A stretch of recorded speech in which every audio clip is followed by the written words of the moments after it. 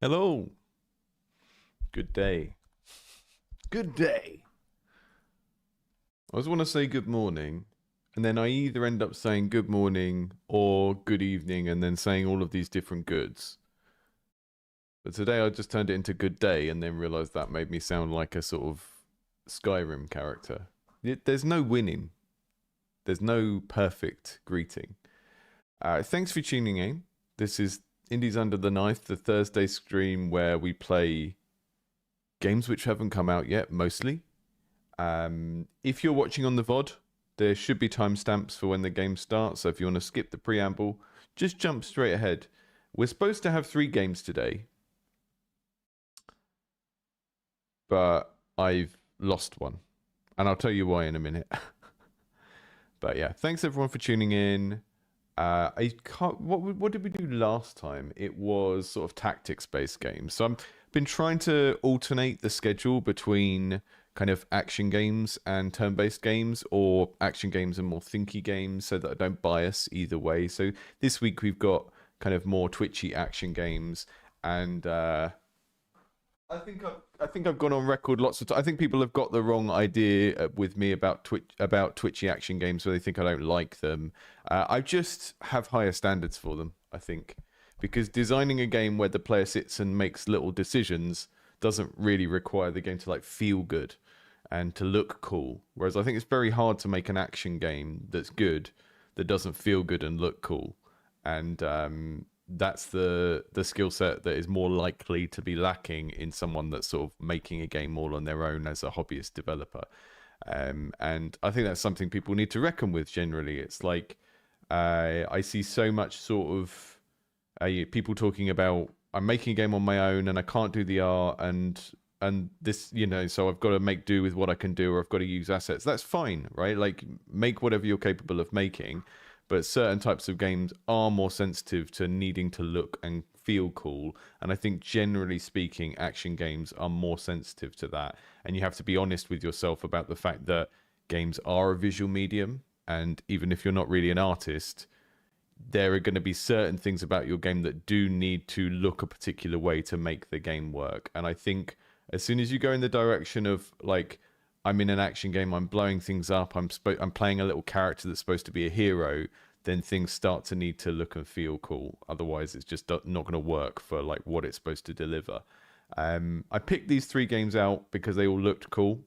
They're not necessarily doing exactly the same things in terms of gameplay genre, but they're all sort of side view, platformery, fantasy action games. So we are looking at, and I will give the 3rd game a shout out, but then I'll talk to you about why we're not playing it this time. We're looking at Mead Glory, Dwarf Legacy, and the Dark Crown Genesis.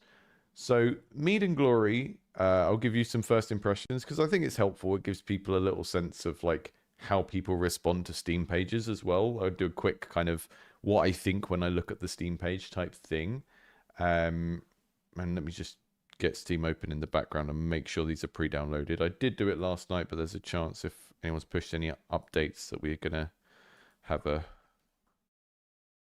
Yeah, Mead Glory's there. Dwarf Legacy's there. Okay.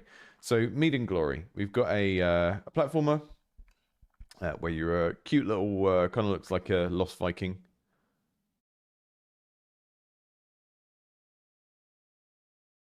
Art looks nice. Everything's a little bit kind of monochromatic, which makes me think it might be occasionally be hard to see what you're doing, but looks kind of like we're going to have some fun with this. And I think the thing that immediately jumps out about this trailer, if I just rewind it and play it with the sound, is that it's very varied. Very, very varied. Lower in the chat said this title might be a little bit too stylized for its own good. Yeah, I kind of agree, but also I think if you're going to have illegible text anywhere, then the title is probably the okay place to have it. As soon as that text has a function, like people need to read something in a game in order to be able to play it, then I care a lot about legibility. So this text here, you know, needs to be legible. I think in a logo you can get away a little bit with going silly and you know. Particularly, I think particularly when you've got like a fantasy Vikings theme, you're going to get the Brutal Metal T-shirt gang, who are much more likely to be tolerant of an illegible logo.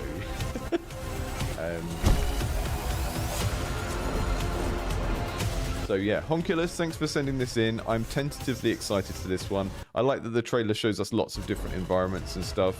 I think that's like an essential part of, particularly if you're making it says it's a roguelite, but even if this was like a linear game with designed levels, I'd want to see loads of visual variety in the levels. One of the problems with any trailer for like an action game starring a character, whether it's side view, top down, is you often get these trailers where the character is just walking through these environments and they just change the camera each time, and it's like such a game trailer cliche in character driven games. But here we see the different environments. The camera is in a slightly different place. The player character is doing things in the different environments. They're not just fighting a boss every single shot, or doing puzzles or doing traps every single shot. I'm interested to see how the pick 3 mechanic is implemented. I know that there are a lot of people that will look at this kind of thing and say, oh, I'm sick of seeing that in every game. I like it because it works, but it has to work in the context of the game. And I think whether or not this works is going to be somewhat related to how long the runs are. Like, the pick 3 mechanic works very well in run-based games where you sort of die after 20 minutes and need to start again. I think in a much longer game, then we're starting to think, well, this should actually have been a skill tree. But I'm tentatively excited for this. I see lots of stuff to like about it.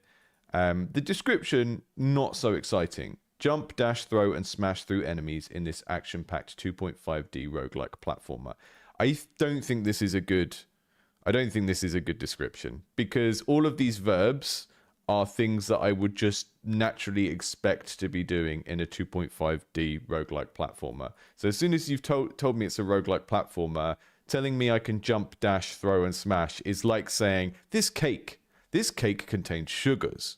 It contains carbohydrates. It contains fats. And that's not an exciting thing to tell me about the cake. You need to tell me if it's a lemon cake or a walnut cake. You need to tell me interesting stuff that differentiates the cake rather than things that are fundamental to what a cake is. So, but, it's not that important, because this is probably the least important part of everything here. We're going to look at this. We're going to look at this. But it doesn't excite me. That's Dwarf Legacy. Again, slightly different, not exactly the same genre space.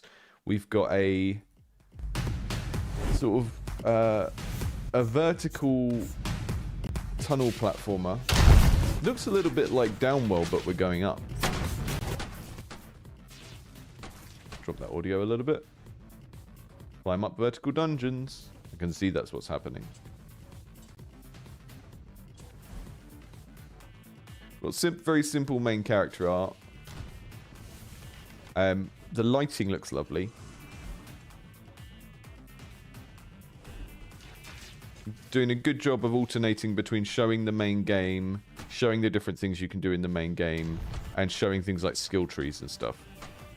We don't need an in-depth explanation of a skill tree, but seeing it's there sort of hints at some of the depth of the systems in the game, so it's good to have it.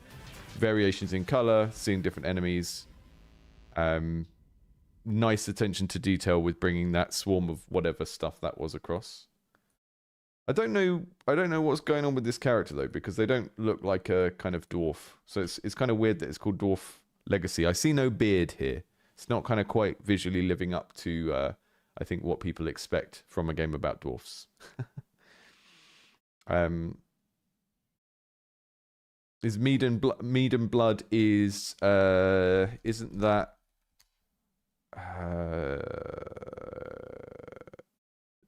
sorry,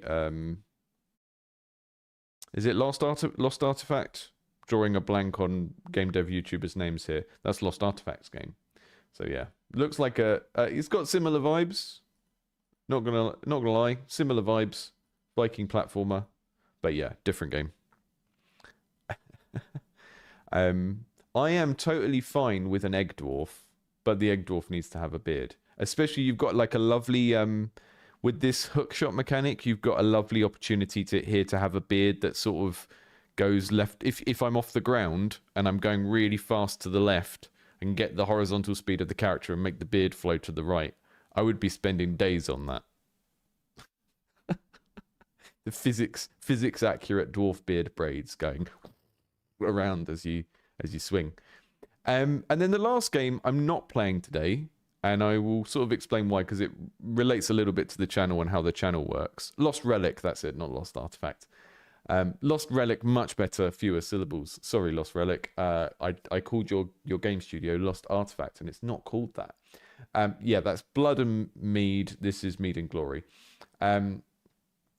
The Dark Crown Genesis was sent to me, and I scheduled it for today because it fit with the other games very nicely. And it looks great. You've got some really, really nicely animated pixel art, very sort of high quality stuff. I think when I look at this, my immediate response to looking at this is like, this looks absolutely gorgeous, but the camera is too far in. And I say that so often, and I think it's really common when you get really, really nice... Sorry, it's just not playing this one.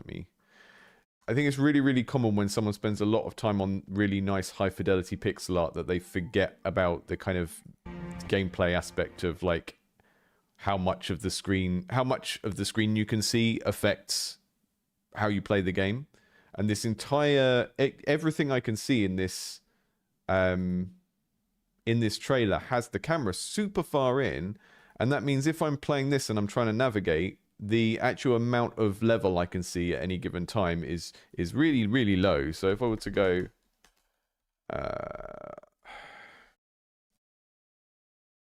I guess it's yeah, I mean it's close to original Symphony of the Night, right?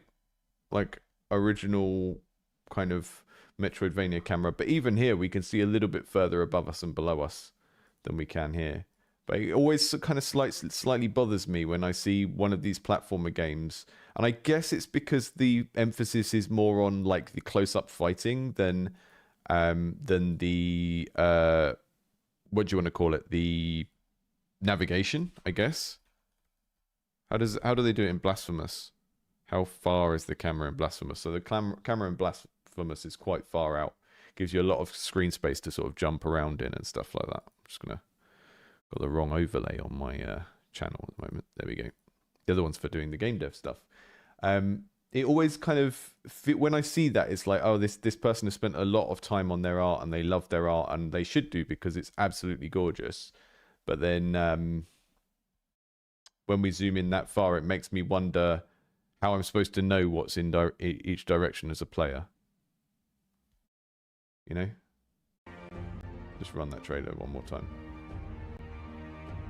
And it does make me think, when I see a project like this that has absolutely gorgeous art, that has this perhaps usability issue of not being able to see far enough in either direction, it does make me think that maybe the developer has spent a lot of time and like passion on this project, but not really spent a lot of time playtesting, or playtested and not listened to people.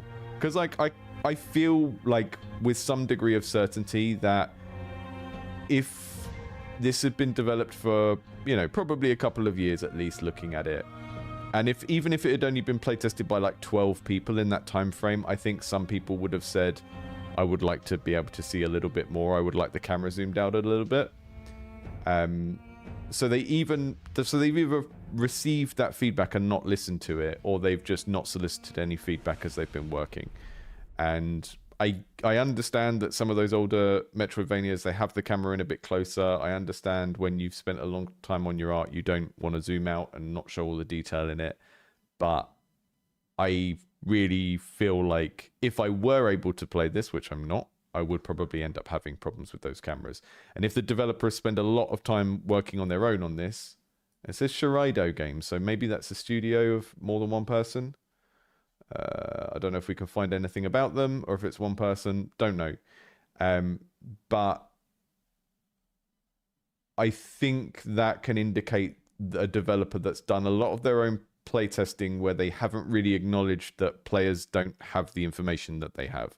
So if I'm in a game and I'm running left to right and I don't know what's to the right of me, that's going to change how I move around and stuff like that. And in this context, you know, if the developer is only ever testing their own game and they're kind of cursed with the knowledge of their own level designs, then they're gonna kind of play it in a way that a player wouldn't. Rogue Legacy 2, level of camera zoom. We can see, like, if this is a corridor in that other game, we can see 2 corridors worth of space to be able to move around with in a single camera, you know? That stuff really matters in this type of genre, and it's the sort of thing that we will probably be getting into if I were able to play the game. But it was sent to me with a week-long window in which to play it, which is no help for this channel. It's really weird. I make people jump through quite a few hoops in order to even be able to submit their games, because I have a lot of people otherwise just emailing me stuff and like trying their luck, and you know, they're kind of scattergun sending out games to a bunch of different channels, and they just kind of email them out, and they don't. I set up this big kind of form that people have to fill in to submit games to me, and it was really intended to make sure that people understood the channel, because otherwise what happens is people who don't want their game criticized end up submitting their game and not realizing what the channel is, and then they get upset that the game is getting ripped to shreds when they submitted it to a channel where I regularly do that. And yeah, this game was submitted with this note in the spreadsheet: you can download the demo during Steam Next Fest between February the 23rd and March the 2nd. Now, the backlog for this channel has, I always say 200, but I'm gonna look. Nope, it has 275 games in it. And every month or so, I go through the list and I pick out a few things that I feel go together thematically. And that means that some of the games I pick will have been submitted a year ago. Some of them will have been submitted a week ago. And I try and do a mix. And that means that sometimes I don't get to games in time and they get released. And then I don't play them because this stream is about games that are still being worked on or are not out yet. If you send me a game where I can only play it for a week, then yeah, it's not going to get played on the stream. So I get that you can't research every content creator you send games to, and I get that there's lots of advice floating out there that's just like, hey, email 100 different people. But this is a bad look, you know, because now I've spent 5 minutes looking at your Steam page, talking about your game, but like judging a book by its cover by just looking at the Steam page, and then sort of saying you should have submitted your game properly. And also, like, you can send me an access key to a playtest or to a private playtest or something. But yeah, trying to get me to fit what I'm doing on this channel around this very narrow window of time when you've got a public demo going is it's just not going to work. So it's kind of it's understandable that you've got lots of things going on, you're sending lots of things out to different people, but I think my advice is always that, and this won't chime with what other people are telling you, but content creators are creative people. We're people that like care about how people see us, right? We're performers. Most of us have like performing arts backgrounds and stuff like that. We like networking and talking to people and being involved in things. Otherwise we wouldn't do this. We'd do something more private. And that means like we do care whether or not you actually watch us. Probably a lot of us. I know that there will be larger content creators that have a much thicker skin about this type of stuff. But someone that's at my level, like, I'm not making oodles of money from what I do here. I'm very thankful to our Patreon community that allow me to do this as a full-time job. But I'm not like big YouTuber wealthy. So that means that I kind of want to be treated as a person.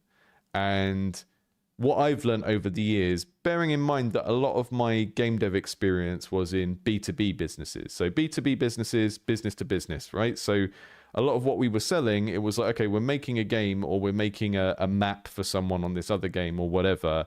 But the publishers we were working with were like IP holders for a particular cartoon or a particular brand. And managing B2B relationships is about treating other people as humans and individuals. And that means that, you know, if someone has a thing set up that's like, here's the way I do things and you need to do things this way, and you try and get around it a little bit or you just ignore it, you're just going to kind of come across as someone rude and uncaring. And then that other person who is a business that you're trying to sort of interact with and get something out of is going to kind of like not want to work with you. And, you know, I have to deal with this stuff all the time. I have interactions with other YouTubers. I have interactions with potential brand partners. I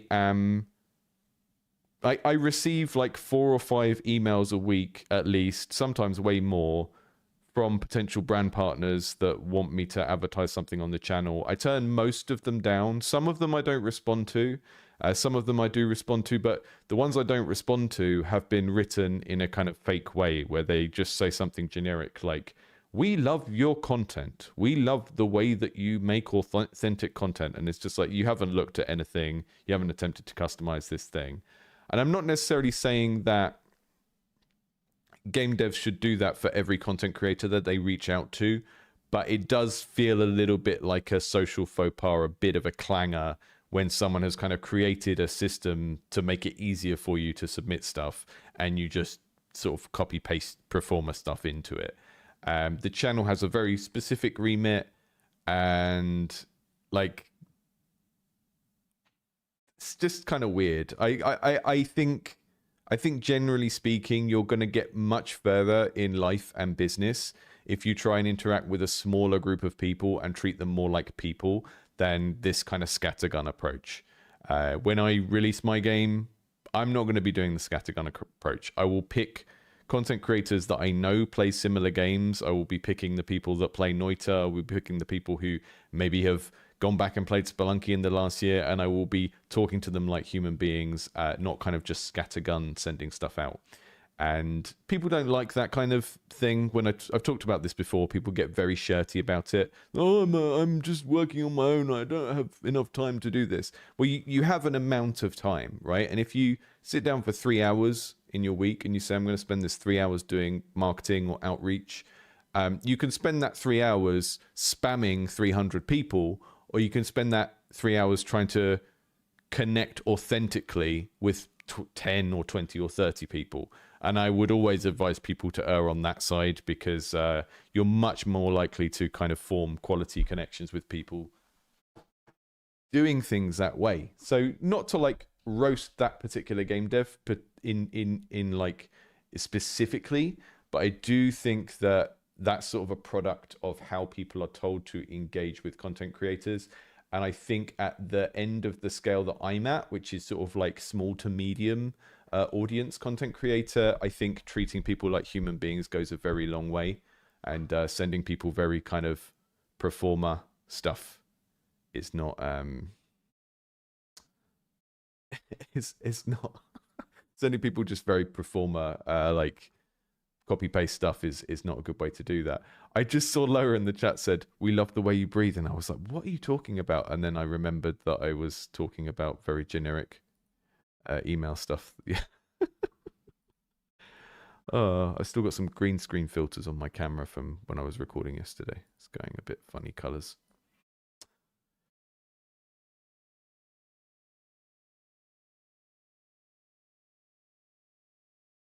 But yeah.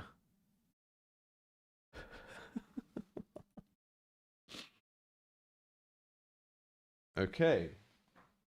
We're going to be moving with a joystick. We're going to be skipping with a B.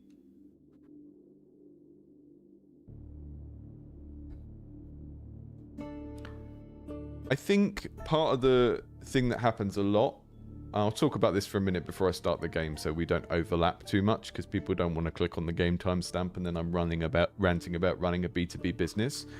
there's like an idea of what professionalism means that gets taught at schools and stuff, and it's very much based around how to be professional as an employee, right? So when you're at school and you have like a job advisor or a work experience module or something, people always frame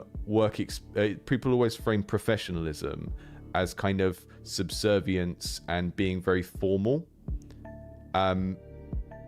And that makes sense if your job is to be an underling in an office or a factory or something. Then basically professionalism means, you know, showing up on time, being deferential to people in positions of power, not being informal or overly friendly or jocular and all that kind of stuff. That's what professionalism is taught as to a lot of people. And I think if you come from... Yeah, I mean, professionalism is getting taught. I used to work in high schools, and there was this very limited, narrow idea of what professionalism meant. And I think if you've never been to university, or if you come from certain cultures where there's a lot more of a deference to authority, then you can have this idea of professionalism that leads you down this route of being very stiff and rigid and, you know, sending people these generic emails that say, "Good day, sir. I would like to share with you the opportunity of a lifetime." But in my experience, both in academia and in the arts, is that business relationships, at least in English-speaking countries, are about trying to some degree of informality. You know, not being rude, not being abrasive and like testing the water by being overly rude and pally about things, but sort of looking for cultural similarities, talking to people as people, all of this kind of stuff. And I've seen this in education as well. When I was a university lecturer, you could tell which 18-year-olds had gone to like more posh schools or colleges before they came to university, because they were much more comfortable with like joking around with lecturers, calling you by your first name, which you're supposed to. And then you would meet young people from more working class backgrounds. Perhaps no one in their family had ever been to university. No one in their family kind of had a sort of high status job or anything like that. And they would come into university and they were deeply uncomfortable with the expectation that you call your lecturers by their first names, that you joke around with your lecturers, that you can perhaps use certain types of innuendo and stuff like that. And it was very, very hard to get them to understand that, like, no, you shouldn't be calling me sir, because actually it's more polite in this situation to act like you are an adult interacting with an adult that has the same status as you. And they'd sort of learnt that being polite or professional was all about being deferential and not treating the other person like a person. And I think that sort of applies to B2B as well. If you want to run a business, which you know, whether or not you sort of have taken that on yet and sort of internalized that, if you are making your own game, and whether you're self-publishing it or you intend to like reach out to publishers and get it published, you are fundamentally starting a business, or you're aiming to start a business at some point when you launch that game. And B2B business is so much more about informality, being an individual, talking to people like they're people. And if you kind of approach it with this employee mindset of that like much more old school idea of professionalism that's all about calling people sir and using formal language, you're not going to get as far, at least not in anywhere I've ever worked or kind of interacted with. And yeah, that's kind of what I think about that. It's a thing I see a lot, and I think sometimes when I see people sending out these scattergun emails, there's an aspect of that in it as well. They don't want to. Part of it could just be laziness and trying to get as much reach as possible by sending as many as possible in one go, and I kind of understand that at a like workflow level. But in terms of effectiveness and actually kind of connecting with people, you're probably better off sending fewer and interacting with people in a much more informal and friendly way, rather than trying to be like a formal person because someone has misguidedly taught you that business is all about formality, because it's not. Okay, let's move with the joystick. Okay, so we've got not a very big jump. The first thing I noticed, not a very big jump. We can jump, and we can do like a directional air dash by pressing jump twice, which feels quite nice. That's already quite interesting. I've got a little hammer whack.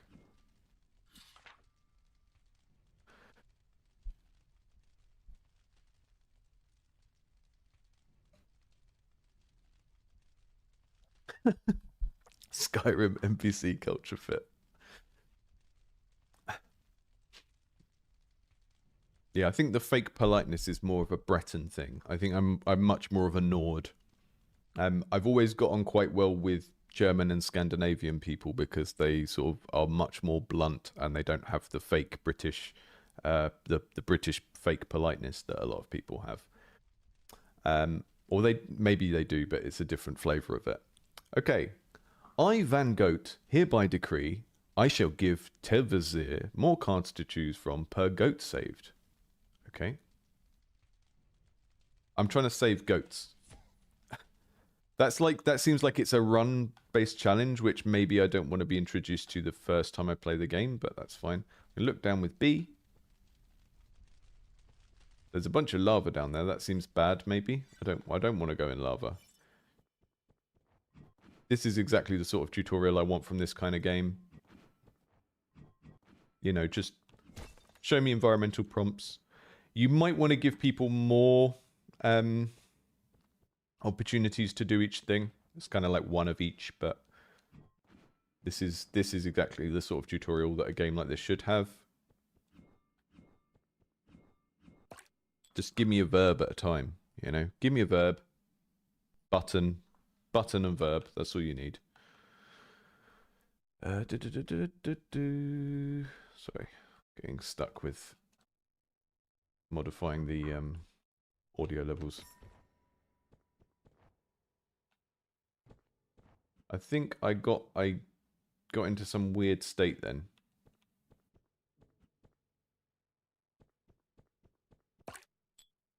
Have a drink. Okay, the mead, that's the mead. The mead is the mead was the items we collected on the way. Inventory info. Okay, have a drink. Is that a thing I'm supposed to do? Is that like an instruction?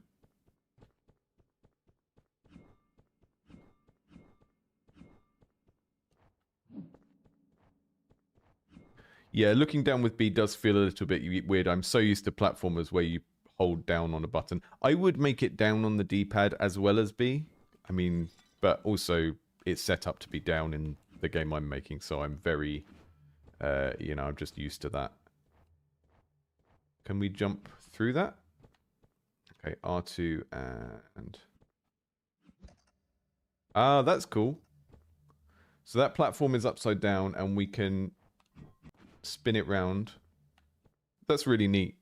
Lovely little puzzle. I can see they've kind of lit one side of the platform to let you know which side of it's the floor. I'm not sure how visually clear that is because it doesn't really, it's not really kind of clear why I wouldn't be able to stand on the other side of it, but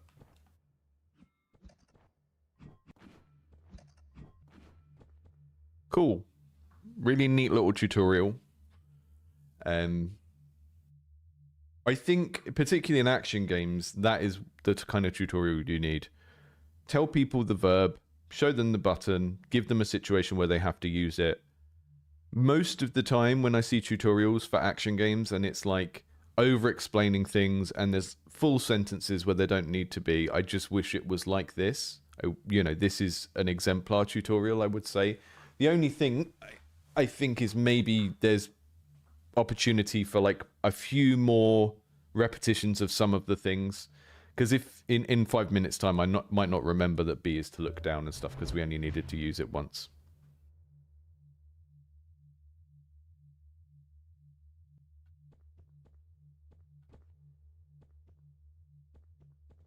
Okay, this is like a level select thing.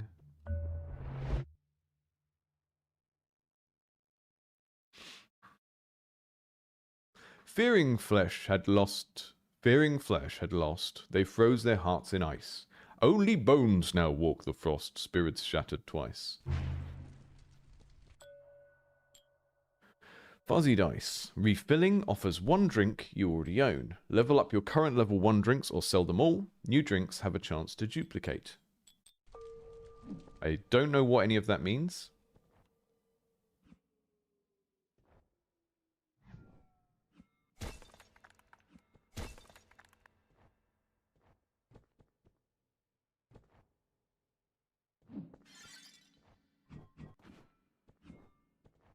It's feeling pretty good already. Got a little bit of a delay on this swing.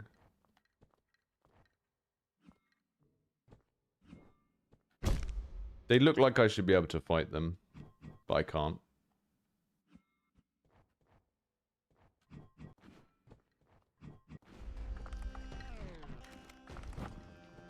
Okay, I think we're going to have some lava chasing us up the level now.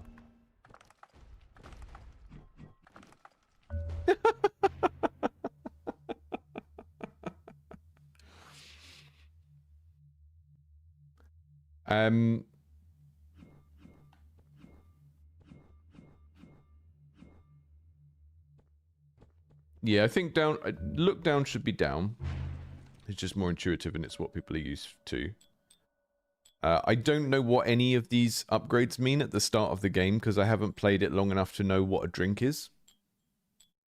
So you either need to make a bespoke early version where before people have, you know, the first run, you don't get this kind of option before you understand what any of these options mean, or you need to give people a drink before you give them options relating to drinks, or it's not going to make sense. So I like the basic idea here of we are trying to escape the lava chasing us. And it looks like we can kind of... We can branch out and go into these side dungeons. I don't like having those creatures so early on that I can't fight, because it just means the window until I can actually kill anything is quite large. Axe sweeps under collection.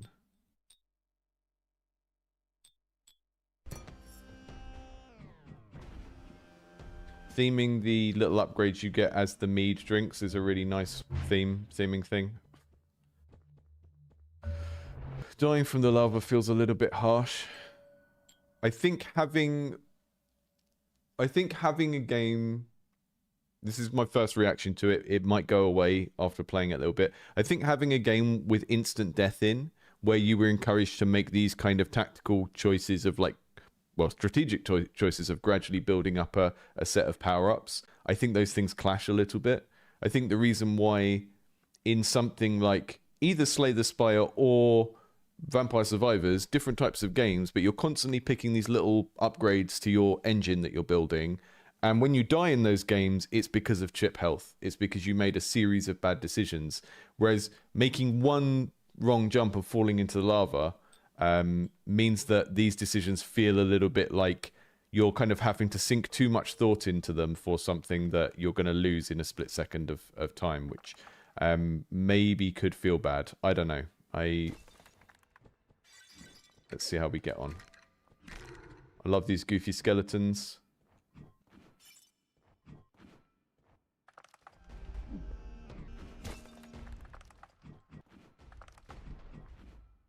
Art design, generally lovely. Character moves nicely. The attack feels delayed in a way that I'm not sure is fun, but I'm not used to it enough yet. But I tend to think you need a really good reason to delay a swing on a weapon in a melee game. So it's usually good if there's like a heavy attack and you're using the swing delay as like a trade-off for using the heavy attack versus the normal one. But just having like a character's basic attack be quite delayed can feel quite bad. Taking damage generates 10 gold. Damage for every free soul. Which I guess is every character you kill. Chance of a refill from breaking stuff. So I think whatever this stuff is about refills and drinks, the game is just not surfacing it early enough for those choices to mean anything. Oh. Really, really harsh, the difficulty on this. I mean, I really like a lot of what I see here, but I think the how instant death it is from falling in the lava might be a fatal flaw. Because it's kind of, like someone in the chat just said, it's kind of rage gamey to do that sort of instant death thing. And I know it's like the classic lose, you know, I'm dealing with this a little bit in my own game of like, is the classic lose state of a platformer to fall off and just instantly die, right? So that's kind of an established thing in platformers. But I think if you're expecting people to invest a little bit of thought into building their character as they go along, then those elements clash a little bit. And I think, I don't want to like jump to solutions too quickly, but I think if this was mine and that was like a known problem, which, you know, it's not just from me playing it. If a few people have played this and found the lava too harsh, what I would do is the classic thing where when you fall in the lava, you sort of like bounce off it. You take damage, your bum sets on fire, you fly up in the air, you bounce off the lava. So the lava is still there to incentivize you to rush up the level, but it doesn't like immediately kill you. That's my gut feeling about, you know, a problem and a solution. And it might not really be a problem. It might be a thing that once you get better at the game, the lava becomes a little bit easier to avoid. But you're introducing that harshness so early on in the game that it feels like it's a core part, and it does make it feel a bit rage gamey.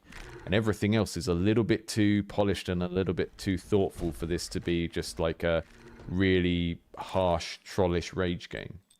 You know, there's a reason why rage games generally look kind of crappy and like low quality games. It's because when people see something that looks like care and thought has been put into it, they expect it to be a little bit more kind of respectful of the player and to judge their skill fairly and you know.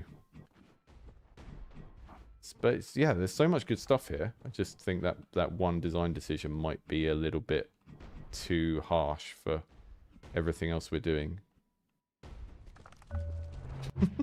Could die so much in the first few minutes. Yeah, it is quite quick. I mean, it feels like a situation that I've seen lots of, which is developer has made what is ostensibly a very good game, but the game is tuned to their difficulty level as someone that has been playing the game themselves for like 2 years, right? It's the designeritis problem, I think. I can't remember who calls it that. I think it might be in Jesse Scholl's book. Just the idea of like, you know, your game is good, but you've based all the balancing and your sense of difficulty on yourself. And unfortunately, you're the designer and you've played your game so much that your experience and your sense of difficulty is like equivalent to someone who has finished the game already, basically. So when you think something is too hard or when you think something is too easy, you're basing that's the judgment you should make for like the last quarter of your game. If you're basing it on your own skill as the developer and you're very good at your own game, right? Your gut feeling about what's right is appropriate for the end of the game. It's probably not appropriate for the beginning of the game and the onboarding, which is kind of what we're experiencing here. I'm having a good time though. I'm having fun. I'm having a lot of fun trying to learn this. I don't like having these invulnerable enemies so early on in the game. It's a little bit unsatisfying because I want to just be able to kill everything I see and farm it. So, you know, think of, you know, people are going to come to this from Hollow Knight. They're going to see those guys going around. They're going to think they're like the ones in Hollow Knight that you can just pop and get some resources. I guess part of the visual language of the game is telling me that those ones with the red crystals on their back can't be killed. And that's why they've been color-coded that way. And maybe that's what they exist to do, is to kind of teach us that convention of just, if an enemy has red on them, just don't even bother trying to fight them. But yeah, it just feels a little bit harsh to have so many enemies I can't fight this early on. Okay, that I don't have enough of those coin type things to open that.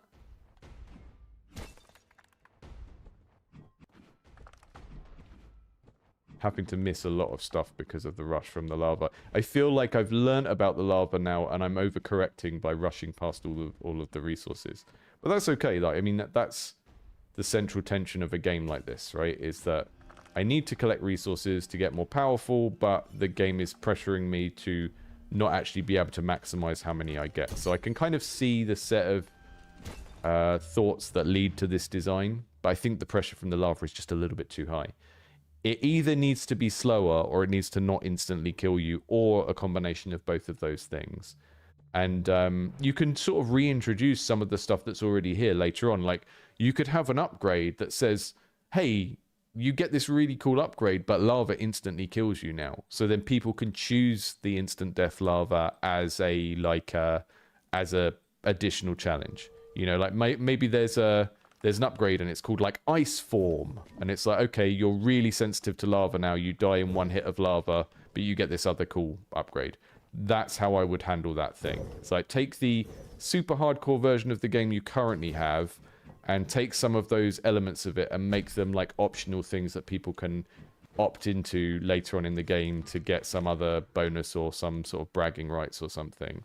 But yeah, the early part of this game definitely needs to be a little bit easier. I wouldn't try and make it too easy, because then you're not onboarding people into the fun of the game, which is learning how not to die under this set of rules, right? Which is kind of, if you have a challenge-based game and you make it too easy and it doesn't open up quick enough into what the game really is, then you're going to alienate the people that come for that type of challenge. So there's a balancing act.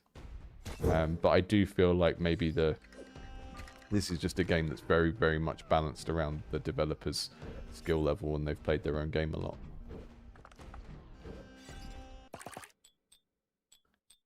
One shield on a successful parry. No way I'm learning to parry in a game like this. Absolutely not. You expect me to learn to parry while I'm being chased by a wave of lava? Oh, I can jump on the axe. That's fantastic. Oh, you can put the axe in the wall like a spigot and stand on it. Oh, I love it. So much good stuff here. Passive drinks also apply their effect. Chests have an extra drink to choose from. I really think this is a space where it is worth investing in putting...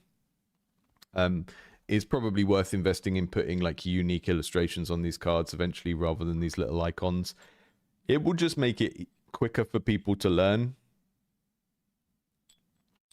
I know it's more work, but I think anytime you've got something in a game that is your kind of collectible thing that people are supposed to like desire and covet and motivates them to progress, you kind of, it's worth spending the extra art time on that. At least make them more kind of obviously different in terms of the colors you use. Because that screen doesn't feel very exciting to encounter. It just feels like, hey, here's a couple of little icons and I'm doing some reading now. And these are supposed to be like your exciting reward.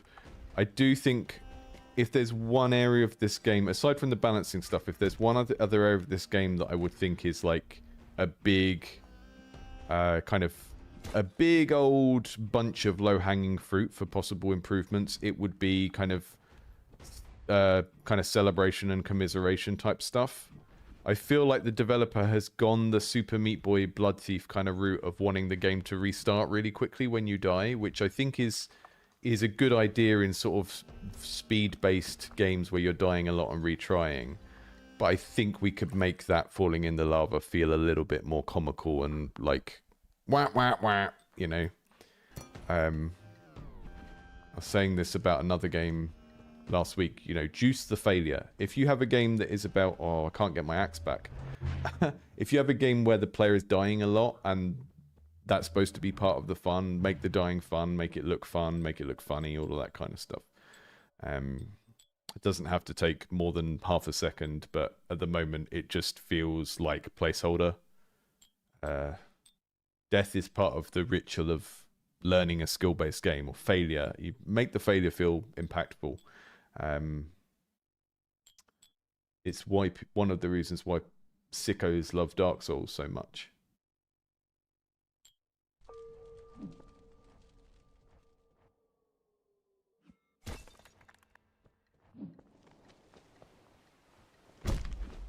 But yeah, I really like the sort of the way the levels are designed, and there's just a lot to like here. I don't think none of the kind of feedback or criticisms I have so far are necessarily gonna make or break this game. I feel like everything I see here is pretty much fit for launch. You know, there will be people who like this game in its current state. So when I'm saying this stuff, it's not like it's not like, hey, you need to fix this or this game won't do well, but I do think some of it is like, okay, this will probably if you do some of this stuff, fewer people will bounce off of it, or the audience for this will enjoy it a little bit more if you do some of this stuff. It's kind of like minor corrections, you know, when you sort of give an essay in, and it's like you pass with minor corrections. You got to do these small things. Move faster. All right, I don't quite understand the inventory stuff. I haven't had any reason to look at it yet. So, where is the inventory and how do I look in it? It was tutorialized, and then I just got something that...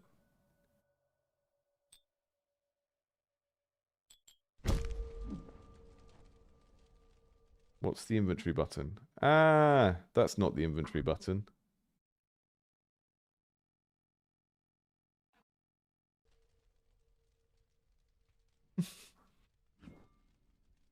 It was... Someone's car alarm is going on outside my house now.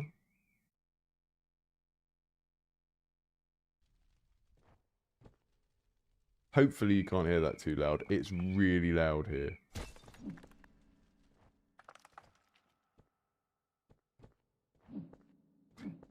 Yeah, maybe these enemies you just can't kill should be a later on thing. I don't like that we've got so many of them early on because I feel like I should be farming for stuff early on. And then the enemies that you can't fight at all should be more for, like, later on. You know, the stuff that you can't kill should be for kind of later on, after you've got your upgrades. It's a test of your upgrades, right? And if you failed to farm too much in the early game, then the red enemies that you just can't fight are going to be more of a problem for you. They don't feel like they should be like an early game thing. Why is inventory cool? There we go. There's just a lot of upgrades that I can't use because they're telling me that they'll do stuff to the drinks I already have. And I'm either misunderstanding what that means, or it's basically saying, hey, this is an upgrade that would be useful if you got it as your second or third upgrade, but it's not useful in the first position. In which case, just cook the book so certain ones can't appear in the first one. If they're never going to be relevant as a first pick, take them out of circulation. You know, don't be afraid to cook the books on those kind of random things in your game, because if there's a random choice that just never makes sense in a certain context, you're better off just not giving it to people. That's why Vampire Survivors has such a lot of kind of cheeky stuff going on with the balancing of its chests and stuff. I'm always going to go with moving faster. Right, when health is 2 or below, you move faster. Okay, too fast.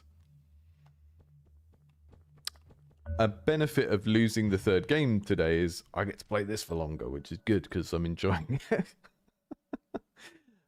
Okay, our health, I think, is the orange one. Oh yeah, they're hearts inside the runes. I get it. I would also, I mean, I need to shrink this so you can see more of the interface. So the interface at the bottom, I like what you've done with these runic designs where they're all kind of like a diamond shape. The hearts are a little bit unintuitive. I would be tempted to make them a more traditional heart color and make the outside gray and the inside sort of a reddish pink, just so it's kind of easier for people to understand. Because I've got quite a chunk of a way in without understanding what my health is. There's a few moments in the game where I've managed to break the game state, and this is stuff you wouldn't get when you're QAing your own game, but because I'm sort of doing stuff like jumping out to go into my streaming software and change the volume of something or change the size of a window, the game becomes unfocused, and then something is going on with UI layers when I get into the game, and we're getting some bugs there. So I don't often sort of comment very much on that QA type stuff, but it is the sort of thing that it's hard to test for internally because you're not going to be doing that as you work on your own game, and it will only come out when people start streaming the game. So this is why you just need people in different situations with different setups and, you know, playing in different ways to to test the game before you do your full launch, really. The QA notes I used to get at my first job, because it was in mobile, were just wild. We'd have like a, you know, QA engineer would be like, if you play this game on a Galaxy Nexus 6 and you get to this menu and then you turn the device upside down 3 times, then this one graphic displays incorrectly for 3 seconds afterwards. It would be stuff like that, and it would be like, okay, thanks for finding that. That's not a that's not a very high priority bug. But yeah, I've had a few situations in this game where I've managed to break the UI somehow. So worth looking into, generally. I feel like streamers are going to be like the group of people that are most likely going to break your UI, because we have to focus out of the app and stuff in the middle of playing in a way that a lot of other people wouldn't do.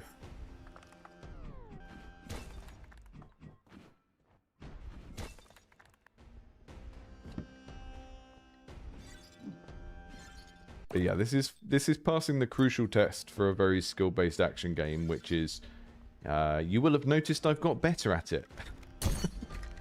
And if your game starts and people kind of suck a couple of times, but they want to carry on playing it, and then they carry on playing it and they get better at it, then it's probably doing 80% of what an action game needs to do, which is challenge people, but also provide its own means internally of them learning to get better.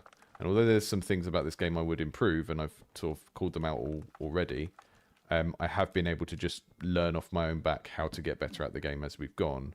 And that is good, right? What is not good is if you have a very skill-based game where the player keeps failing, and then they don't seem to get better as they play it more, because that sort of indicates that the game is too opaque about what you need to do to get better. And I think that's the benefit of using such basic primal stuff, like fighting, jumping, trying not to fall down a hole. Is it's very kind of clear where you're going wrong and what you need to do to improve as a player, you know?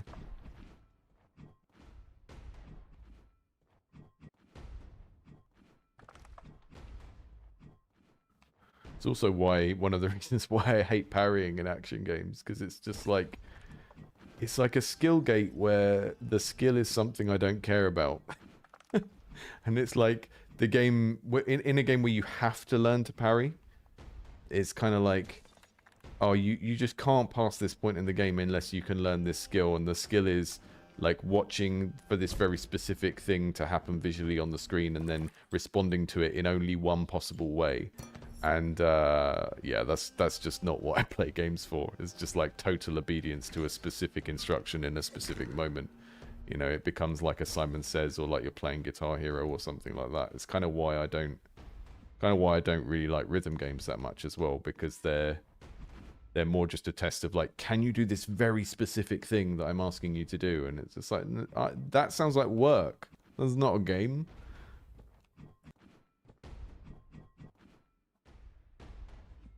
Loa, tell us the wild QA things. What are they doing to your poor game? How are they shaking bugs out of it? If you play the game on a Steam Deck in the southern hemisphere, at 9 o'clock in the morning, if you face east, then you get infinite health. Is this the intended behavior? I just usually hate parrying. And it's that kind of narrowness of what the game is requiring you to do at that moment, you know?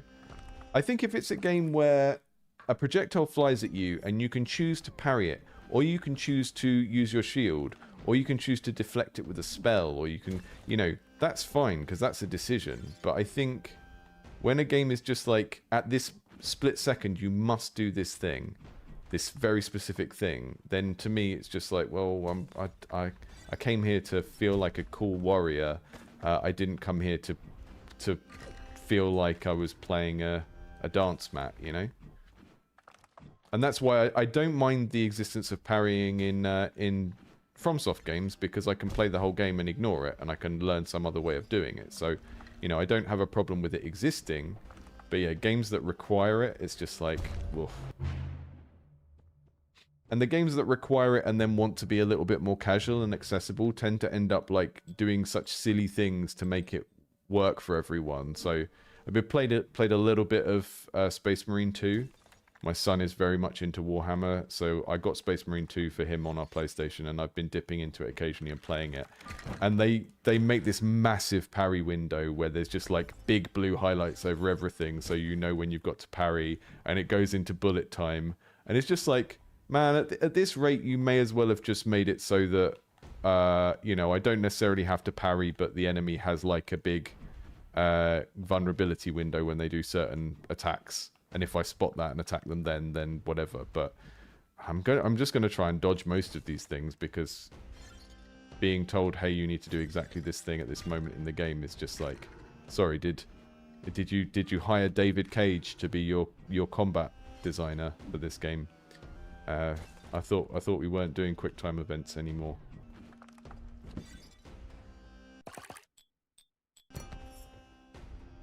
Space Marine 2, Press X to Jason. The classic video game mashup that everyone's been waiting for. David Cage's Dark Souls.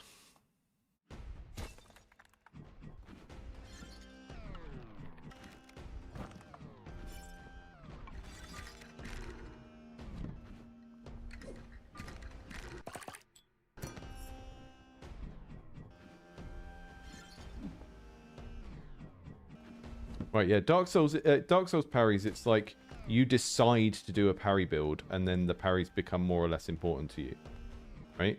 And that's cool, because it's kind of like, okay, this is a fantasy-based RPG, and I'm picking a class, and the class that I pick is going to change how the action game feels, which is why sort of like the first time I played Elden Ring, I did a sort of shield and faith build, like a kind of cleric type thing.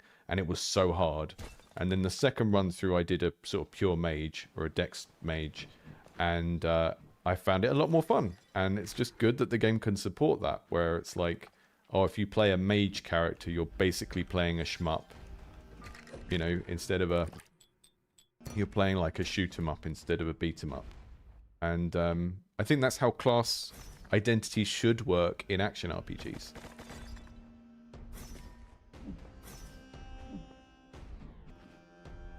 Because that's where the role-playing bit fits in. You know, you're not role-playing in the sense that you're going around talking to people making ethical decisions in The Witcher or something like that. You're role-playing in the sense that, okay, it's an action game, and the type of character I choose to build is going to change how the action feels to engage with. And that's cool. That's really cool. And that's where something like having parries really shines, because it's a way of expressing the type of character that you're building, which is the appeal of those kinds of games.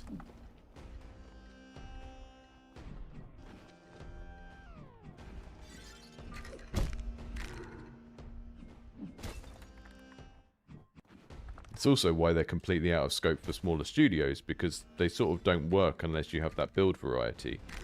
You know, if I was going to make if I had a team of 5 people and we were like, we're going to make a FromSoft game, then I would try and narrow it down to being about a particular fantasy archetype, you know?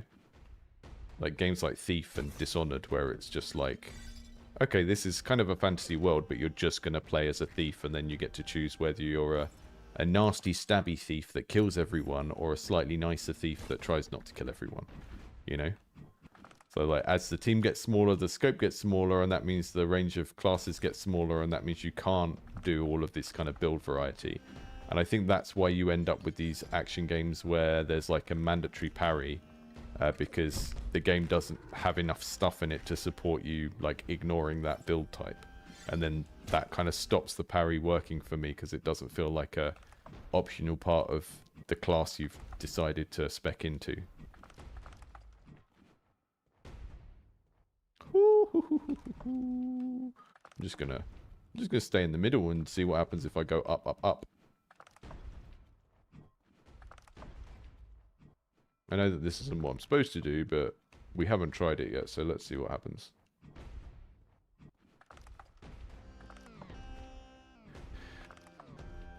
I also understand what this game is doing with its kind of color coding, but it feels like a very long time till we get anywhere that's not just blue.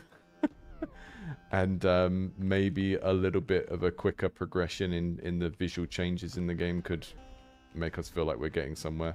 I'm just going to reverse downwell it up as far as I can go. Oh, look. It's a different place. Okay, so now presumably, if I've done that, this guy's going to be way too hard. I've only got 1 health as well. The game wants me to access my inventory without pausing, which is a little bit brutal.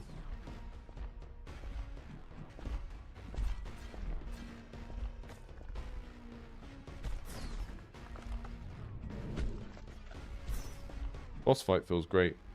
Doing all this kind of bullet time diving and axe throwing. Oof!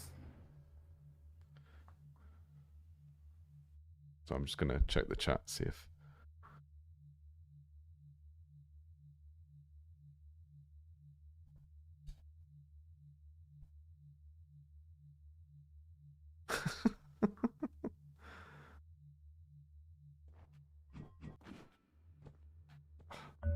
Loa's got buggy costumes. I have a soft spot for David Cage. I like Heavy Rain. I actually found it quite moving the first time I played it, because I don't think I'd played any games that had that kind of aspiration, but also I was probably quite young. And I think Fahrenheit, aka Indigo Prophecy, is probably one of my favorite historical so bad it's good games. And my favorite, I know I'm just sort of saying this as kind of ironic love to hate thing, but there is a sort of, I think sometimes you get something like Twin Peaks, for example, David Lynch and Frost's Twin Peaks, where it's kind of lauded as being like, oh, they're geniuses. But a lot of the stuff in it is just like, it is bad, but because of the entire aesthetic package, you think it's all like deliberate genius because the whole thing is designed to be like quirky and weird, right? And I think video games just have that quality naturally anyway. But my favorite sort of weird, uncanny, bad, but probably not on purpose David Cage moment is in Heavy Rain. There's a moment where your ex comes to see you and you have the opportunity to like play guitar. And I think the implication is that, you know, you're at your worst. Or no, maybe this is in Fahrenheit. Maybe it's not in Heavy Rain. I don't remember. But there's like a quick time event where you're playing the guitar. And I think the idea is that if you do it well, the other character is supposed to be impressed with you. And it's such a sort of low EQ young man's idea of what playing a guitar is even for in the world. You know like the recurrent gag in the Barbie movie where all of the Kens all want to play that Matchbox, is it Push, that song, like the worst sort of campfire bro song, and they sort of think they're impressing someone. It's like that, but like in earnest, that whole thing. And I get it. Like I learnt musical instruments because I thought it would impress people and make them fancy me and stuff. I'm not above that, but I think when you're like when you're a 30 or 40-year-old guy that is in charge of a game with a budget of like $500,000 or whatever it was at the time. I mean, it would be much more now. It's absolutely wild that you would think, yeah, a cool thing we could do in this scene is you try and impress your ex by doing a quick time event to play guitar at them. And that's just one of my favorite so bad it's good things in a video game. And people always go to like press X to Jason and stuff, but that at least has some sort of, you know, emotional weight to it. If you saw that scene in a film, you'd be like, you know, if that happened in a movie, you'd go, okay, yeah, that guy's lost his son and he's panicked, you know, and it comes across funny because of the the kind of interaction language of video games. But the whole do the guitar QuickTime event to impress your ex thing is just funny, whatever medium you put it in. It's so bad.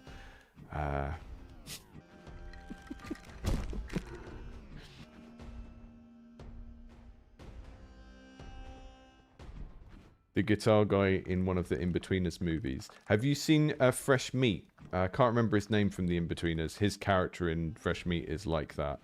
I think it's like the second season of Fresh Meat where he starts a terrible kind of bad Radiohead type band and grows a soul patch.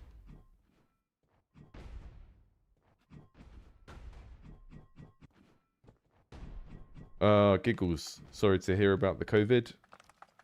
We had it in the house again a few weeks back. My partner tested positive. I think maybe I had it the week before, but I didn't do a test. I just felt bad for a while. And then forgot that that might be a cause. Yeah, Will. Is it Will? No, yeah, it is Will. He's the one that's in Fresh Meat, right?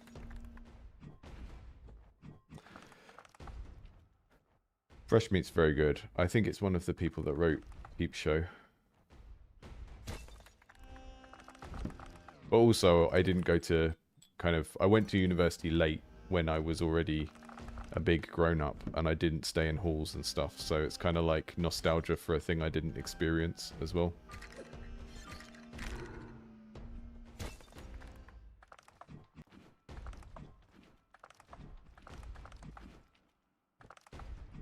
Simon. Yeah, it's Simon. Will's the one that's in Friday Night Dinner.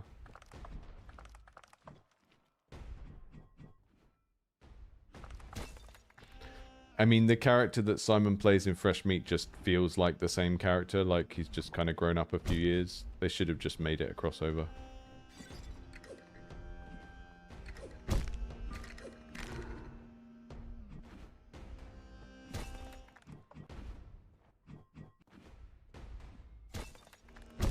Oof.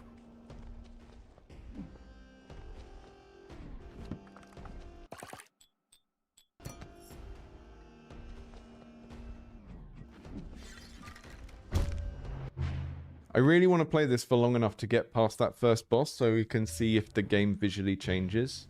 Because I think that's going to be a satisfying moment and I kind of want to see it. But maybe what I will do to try and cheese it is just get all the way up here without losing any health and then try and fight the boss. Because I want to see if the second area of the game like changes the background colors. We saw some stuff in the trailer and on the Steam page where it was like purple and red and stuff. And I do wonder if you want to get that visual variety kicking in a little bit earlier in the game. Because it's a very blue game. And that's okay. I mean, the visual design of this is great because it's just... You can always see your character because the big yellow beard is sticking out. Like the colors of the iconography in the UI all stand out pretty nicely.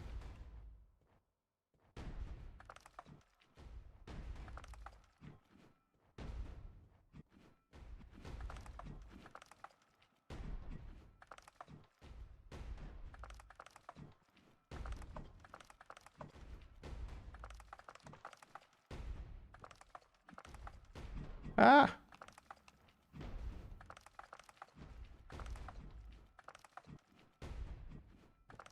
And then, so if I can get up here, if it's possible to beat the boss without accumulating any power-ups on the way and just skipping all of the challenges, then we might have a degenerate strategy. So that's another thing to watch out for. And it's also the sort of thing you get from playtesting your own game a lot and not seeing what real people will do. Okay, we're up at the boss now. Here we go. Hello, Frostwarden Efton.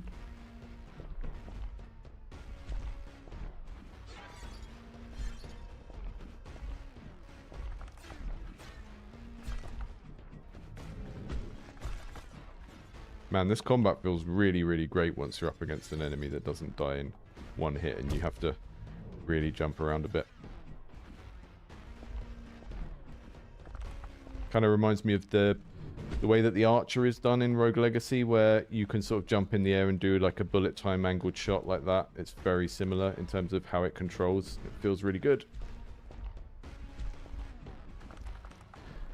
The problem that I had with Rogue Legacy was that the archer felt so good that I would just pick them every single time that I got the option, which is kind of why that game needs to work the way it does, because if you could always pick who you were instead of from the next 3 options, then you would just pick your favorite every time.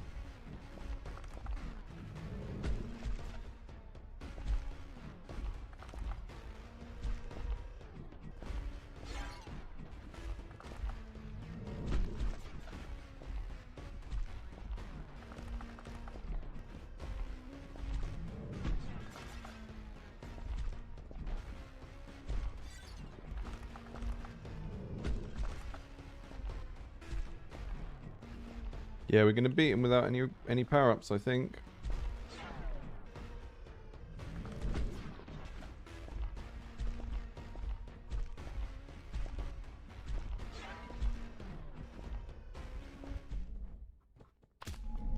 So, very cool boss, right? But then when you think of what a boss is, it's like, it's a skill gate of like everything you've learned so far in the game, you need to put into practice fighting this boss.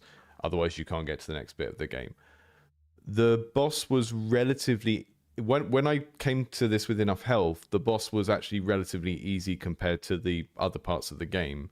And what we just experienced suggested you don't really need the power-ups to be able to beat the boss.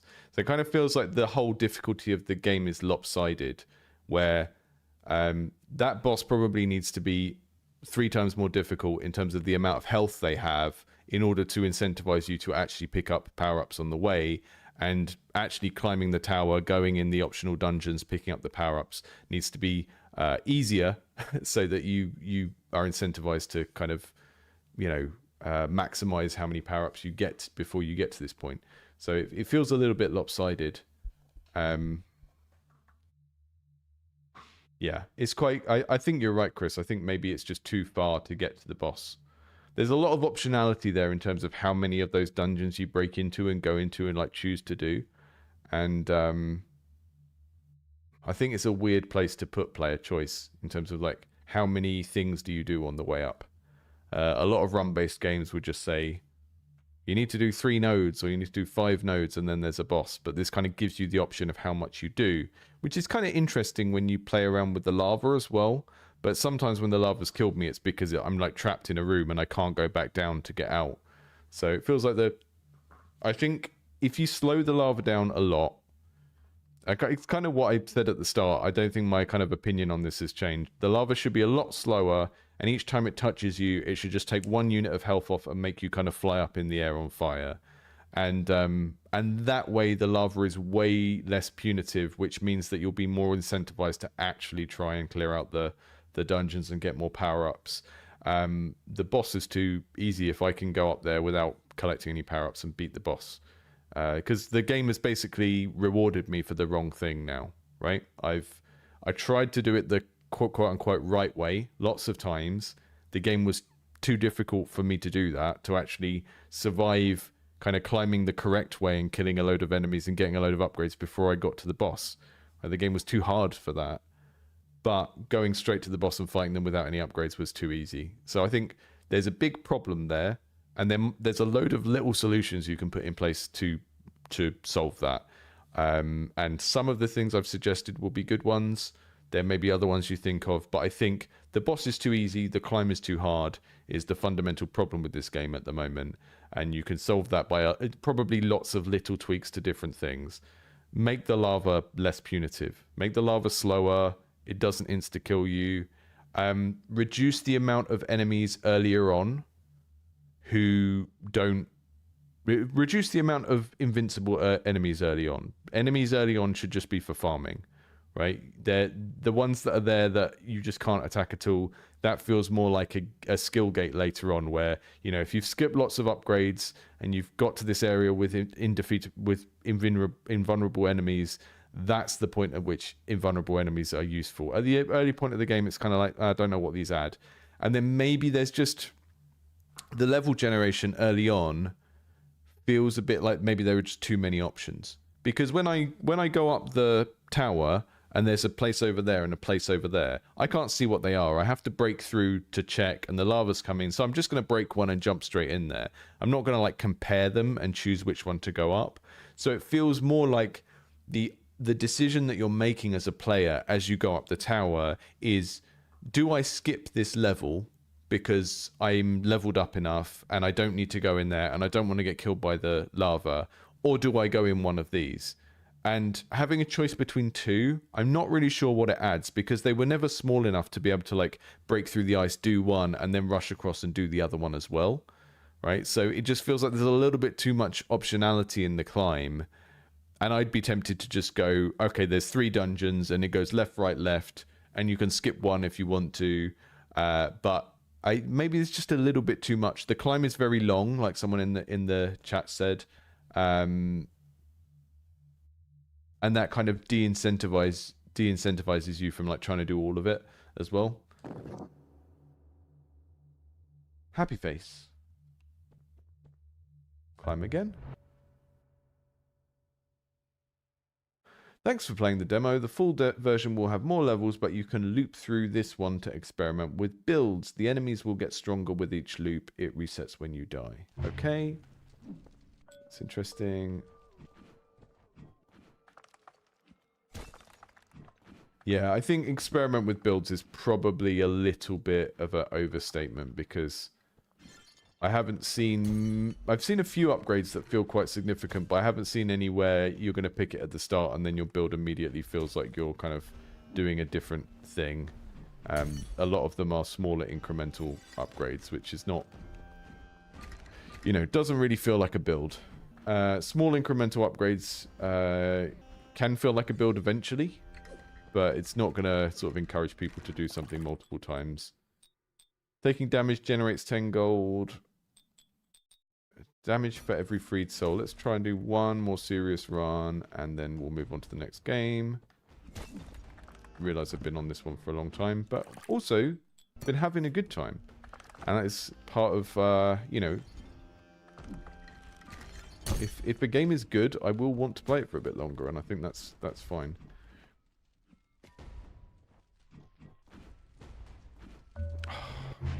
Yeah, okay, let's move on. Lava's just so punitive.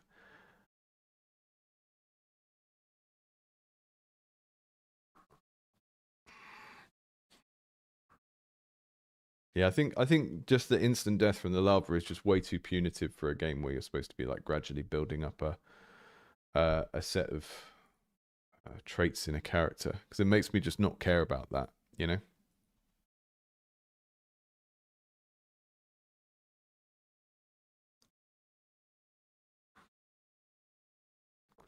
Okay, let's check out Dwarf Legacy. This is a similar thing. We're climbing a tower. I think they're very similar to each other. This is a pixel art one.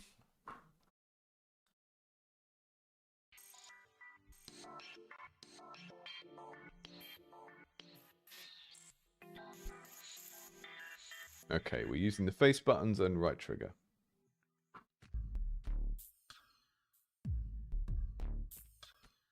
Yeah, I think the tower climbing thing is fine, right? And it helps to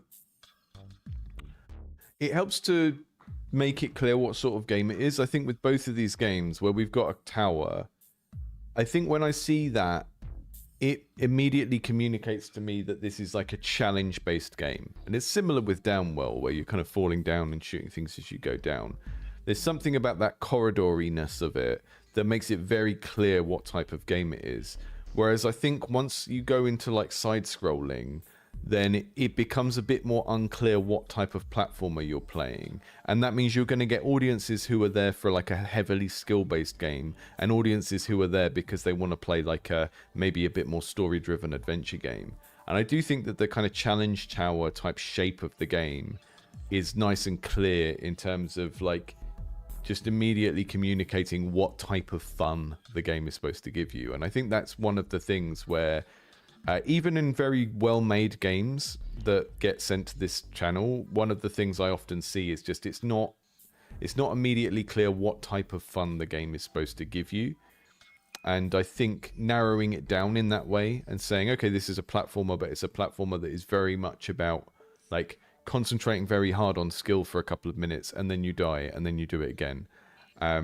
That's great, right? And anything about the design that helps to communicate that is going to be helpful in terms of like commercial release and Steam, because the conversion rate you get on your wish lists and the percentage of good reviews you get is going to be a result of how well the game matches up with what people think it is when they start to play it, right? If you ever see a game that is kind of good but has a sort of lower review ratio, like 70 to 80% positive or something, it's often because the game is good for a lot of people, but it also attracts a bunch of people that don't get what they thought they were going to get.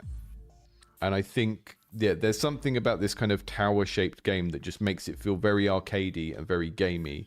And you just see a game like this and you immediately understand what it is and what it isn't, you know? English. Level editor in development. That's nice.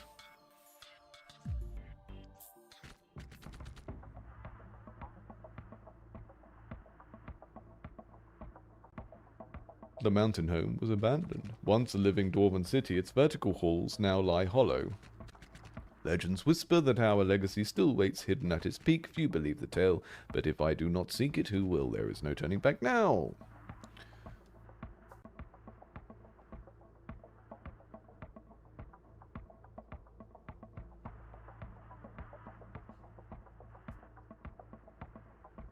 So the mead in that last game was the actual pick 3 power-ups thing. Those were the drinks. That was kind of how they were theming it, which worked fine for me, but I think they could have been a bit more visually exciting. Okay, press to jump, hold to jump higher. Still not sure where we've got a dwarf with no beard. You can slide down walls. If you stand right on the edge of stuff, you sort of fall off. It seems like there's very specific set of kind of control things to learn here. Touch walls to place torches. Jump on. Touch walls to place torches. Oh. Touching the wall does not seem to place a torch, my friend. I don't know what you mean by that. Jump on walls to climb higher. Oh, that did... Okay, the torches add themselves. They're just like a thing that happens passively as you go. Not sure if that needs tutorializing because it makes it sound like an active thing rather than a thing that just happens. Stand here and press to throw dynamite. That's lovely. Very nice crunchy stuff. Another step in the mountain home. Okay. Next and cave. What does cave mean? Is that...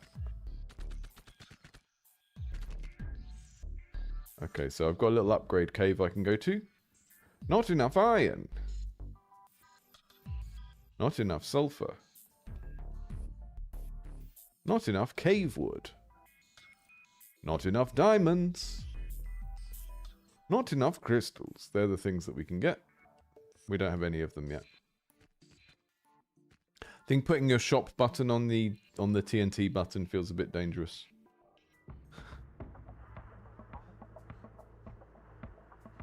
Do not touch the red spikes. I wasn't going to.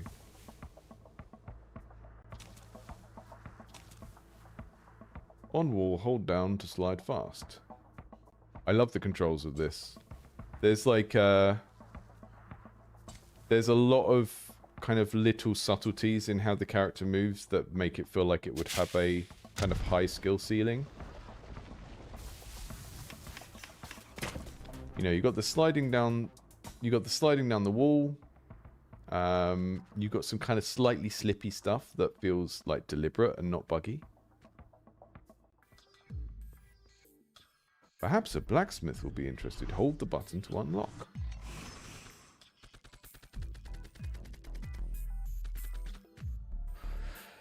So you're really doing this, kid? Feels like a waste of time. I don't think you will find anything up there on the top. I see the caves are rich in iron ore. Bring it here, and I can smelt some for you. I will use the first iron ore to craft a crude weapon for you. Bring me more, and I will make it better.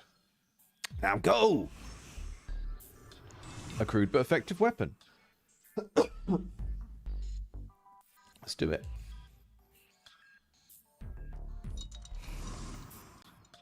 Down well, more like up well.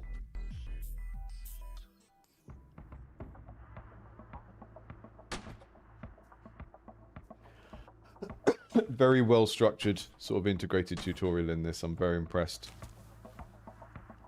It's teaching all the stuff it needs to. It's doing it in a way that makes me feel like I'm playing the game rather than waiting to play the game. My helmet fell off.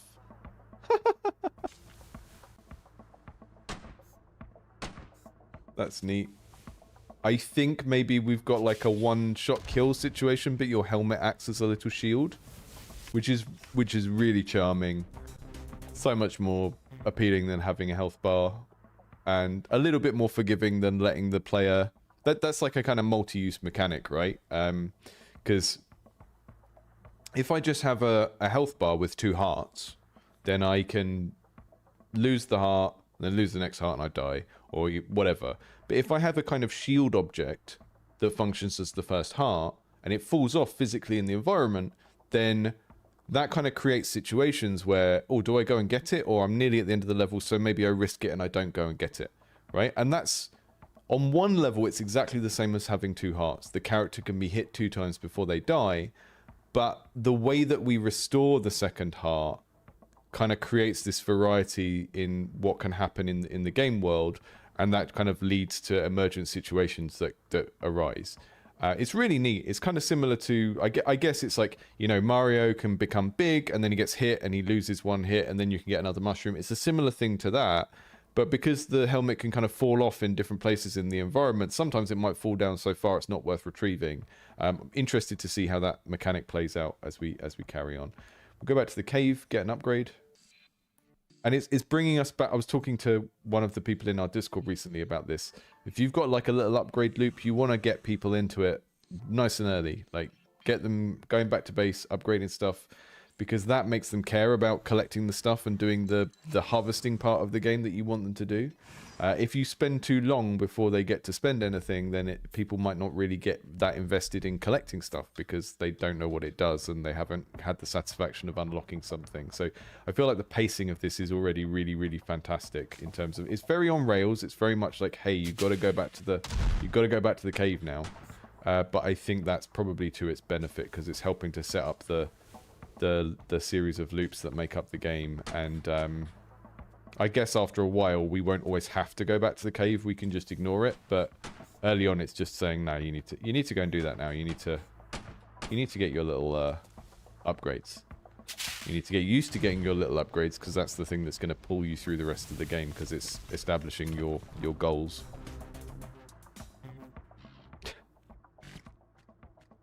Oh, please make a blacksmith game called Whoever Smelt It Dealt It. I would play that. I would totally play that.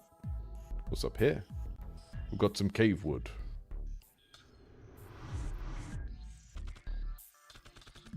Lovely little garden. What are you going to build me? What a lovely place. I'm sure my plants will finally flourish in this complete darkness. Oh, hi. What a lovely cave you've got here. I noticed you found some cave wood.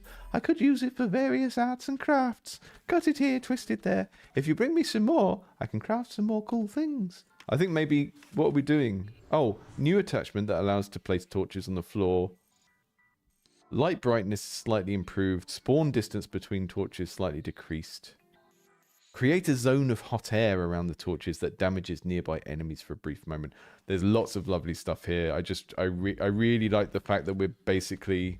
I mean, this has got some similar qualities to the game I'm currently working on. Like, the thing you're doing, the little thing you're doing in the run is effectively very similar each time, but the kind of object interactions you get from kind of collecting things and upgrading them can make it feel really different. It's neat. is neat. Marge Simpson meme, I just think they're neat. That one. Oh. You know, level design is not really throwing anything difficult at us yet, and I think that is really just to help onboard us. I'm sure it's going to get more challenging, and they've just structured this in what I think is a very sensible way, which is just like, let you make some progress, let you get invested in doing the thing, collecting the stuff, investing it, before you start trying to kill the player. And this is generally good design unless you're making a rage game. I think that was the challenge with Mead Glory, was it just felt a bit like a rage game in terms of how it was balanced, you know, and that didn't sit very well with the upgradey, you know, read this little box and find out what these 3 upgrades do. It's like, kind of makes you not care about that after a while. Whereas this, it's taken a little while to get to a point where the game is like actively trying to kill us, and now we're there, and I'm a little bit more receptive to it because I've been onboarded into like the why of like, why am I doing this in this game? Why should I care? We're past that point now, so I'm a little bit more receptive to the difficulty. There we go.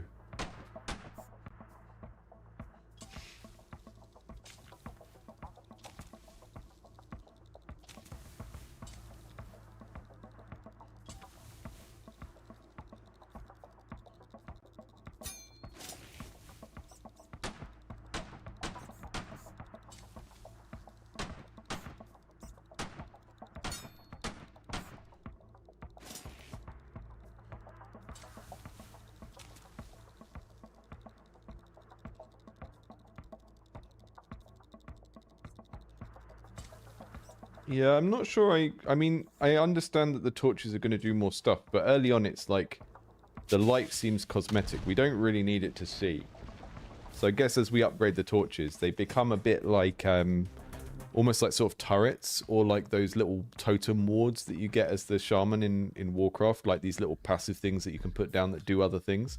So I don't think they really do much at the start. Let's go and see what the gem shop is.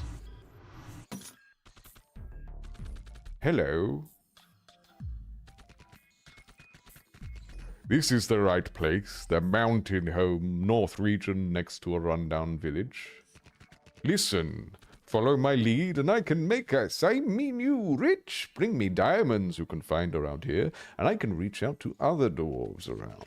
With proper marketing, they will pay good for your efforts. I will spend the diamonds on Reddit ads. Now go, time is money. Okay.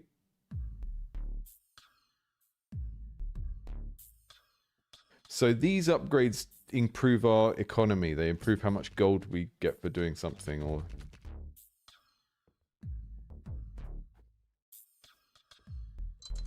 You know what? I didn't know I needed this, but I love building a mountain home. I didn't realize that I yearned to repopulate the caves, but I do. And I never really thought of myself as a dwarf. I'm 5'8", which is like the global average male height. I feel like I'm relatively short. I feel short, but I've never really felt an affinity with the dwarves up until now. And now I've realized that this my calling in life is to repopulate the mountain home. 1 second, I'll be right back.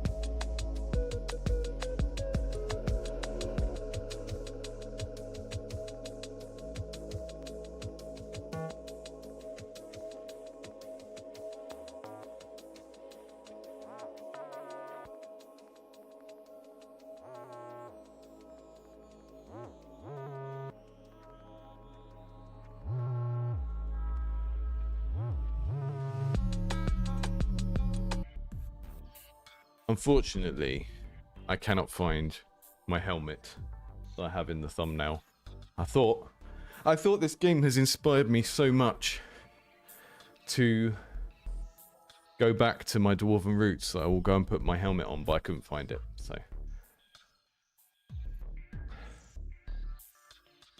It's should be a learning experience for all of us that you must keep your dressing up box organized. And if you don't have a dressing up box, then you're not making good use of your adult freedom.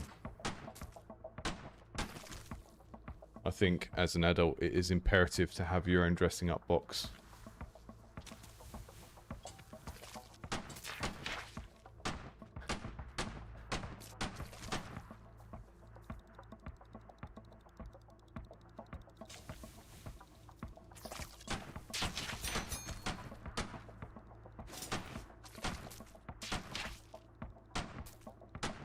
Marcin, have I ever grown a longer beard?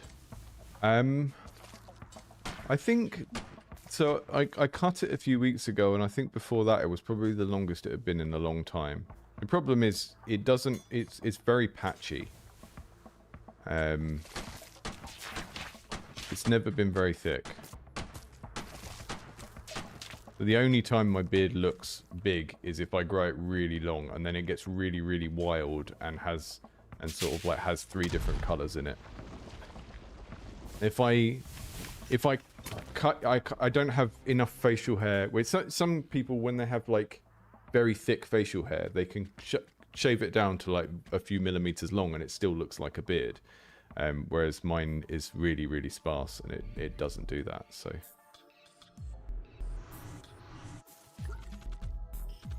Have I never played as a dwarf? Occasionally.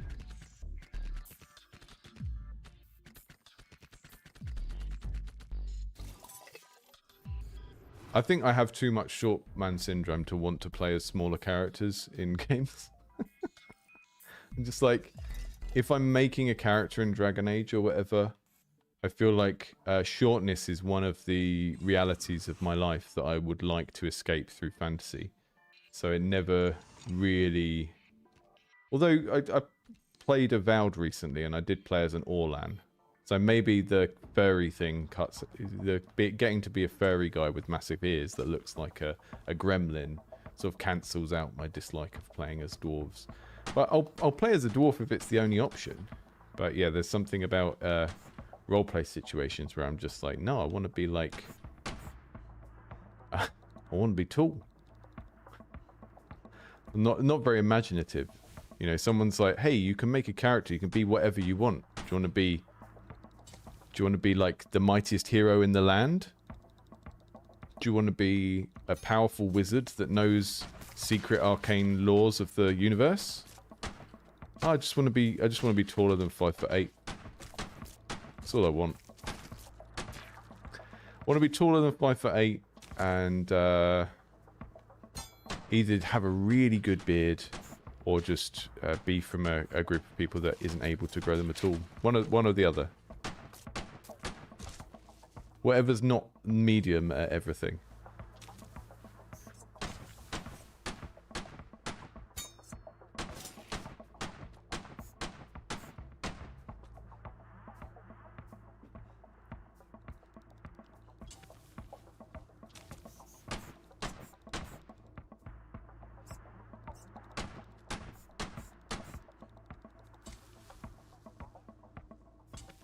I really like this. This feels much more finished than, like I said, with Mead Glory, I think that game could be released and it would make a fair amount of the audience happy as it is, but it was kind of like difficult in the wrong places, I felt. This is really, really nice. It looks lovely.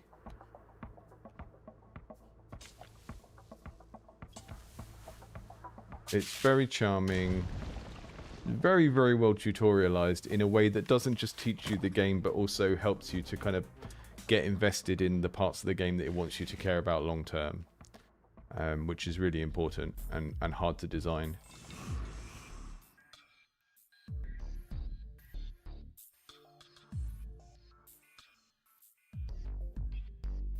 Perk unlock, no materials. Okay, that needs 3.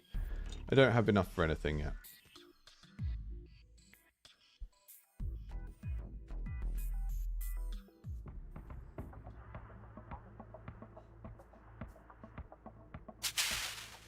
Oh.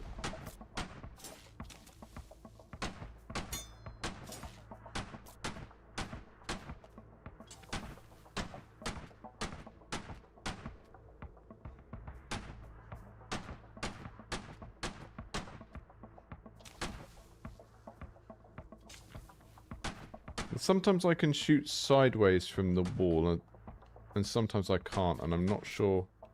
I think it depends how you're sliding on the wall.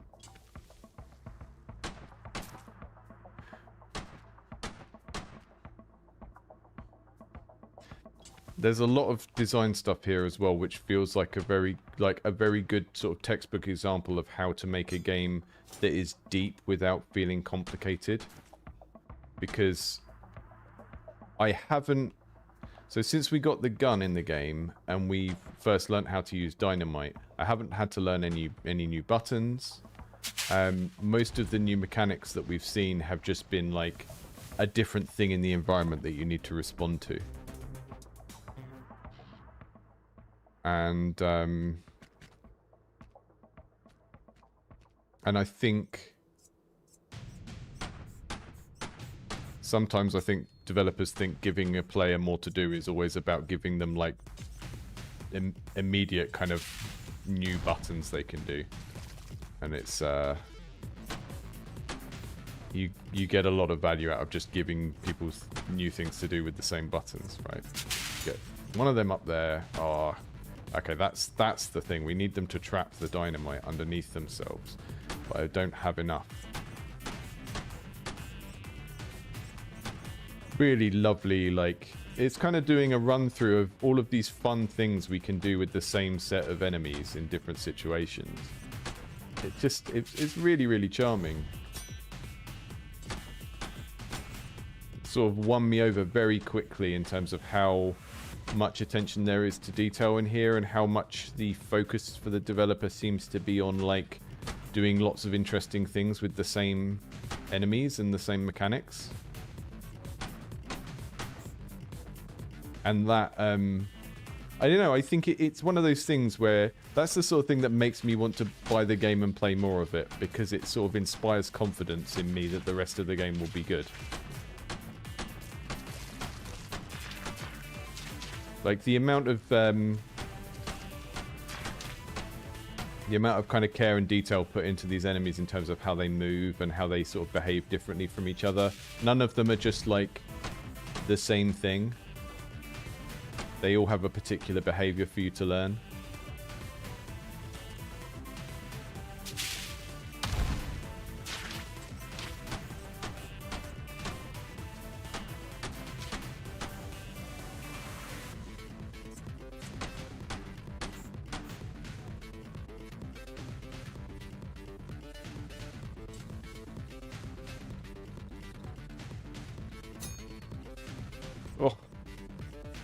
That's vicious.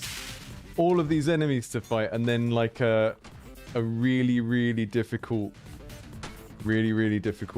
trap jump. But this is what I was talking about skill gates, right? Your boss is a skill gate that basically stops you getting into the rest of the game before you're at the appropriate level of skill.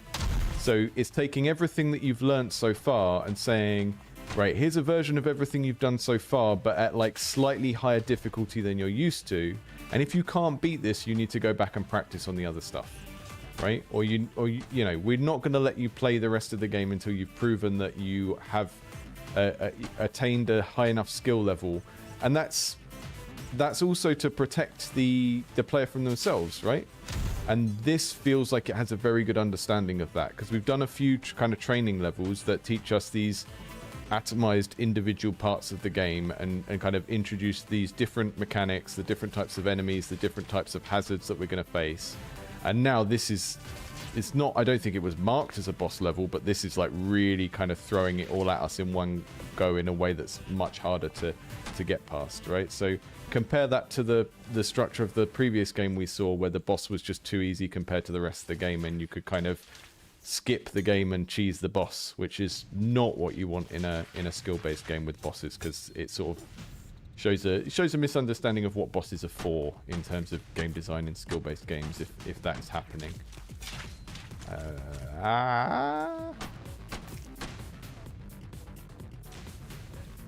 So I did just skip a bunch of stuff, but I don't think I was going to get anything for doing it, so fine.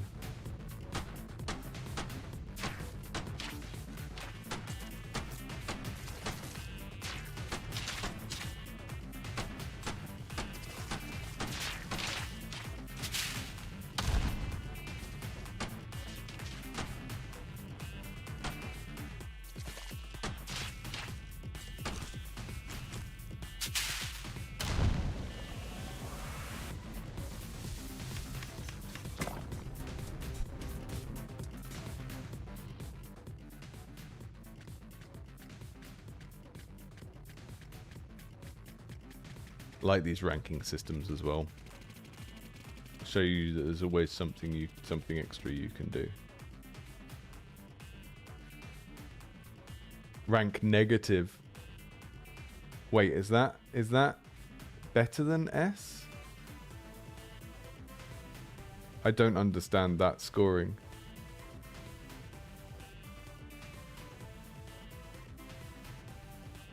I skipped loads of enemies. I don't really understand what happened there. Let's go back to the cave now and see what this... You got anything for me? No.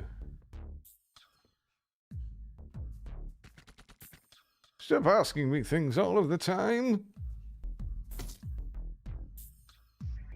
The word is spreading. Let's get it. I can afford that now.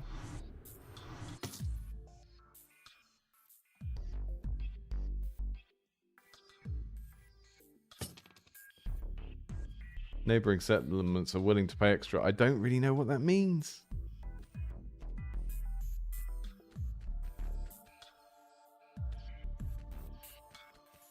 Okay, I think negative rank is higher than S, because it's like dancing around and blue like a diamond color.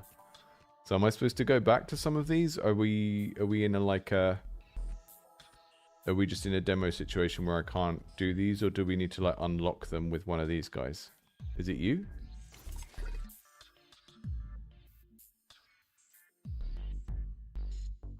Okay, you upgrade my dynamite.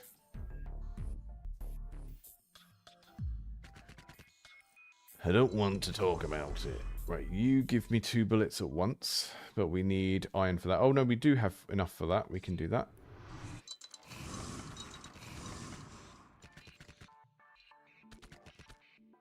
You can fire in 2 directions at once depending on your positioning. That sounds fun. And then this guy needs those yellow things, which I guess are they're sulfur, aren't they? Okay, so let's go back to one of these. Do the first level.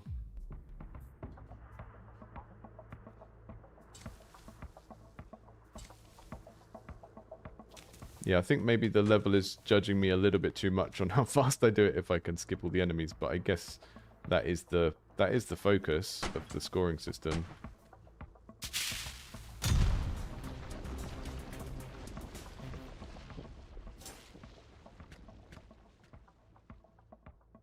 Okay. We're going to do the whole climb again, I guess. Just try and do it all faster now that we've got these upgrades.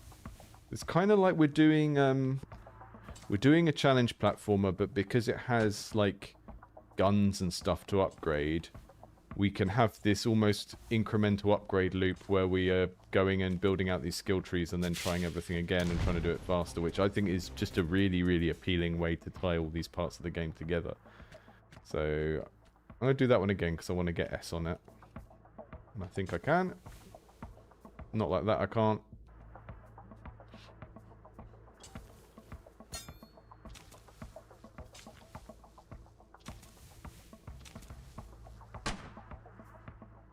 I haven't quite mastered the sliding down faster button yet.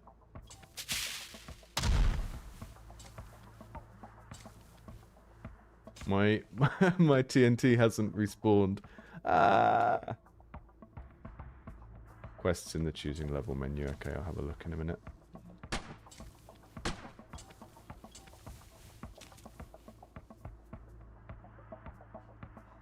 This is a hard one to get the S on. You sort of need to deliberately jump in such a way that you don't touch the walls sometimes to be able to slide down them. One more try on that.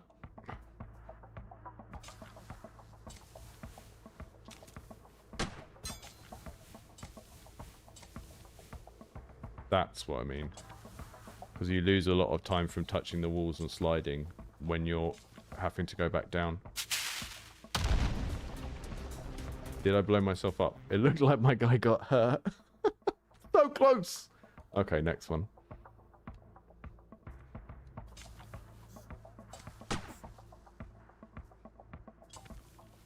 So you're judged on time, but if you do kill stuff, I think you get some time taken off. Just like in golf.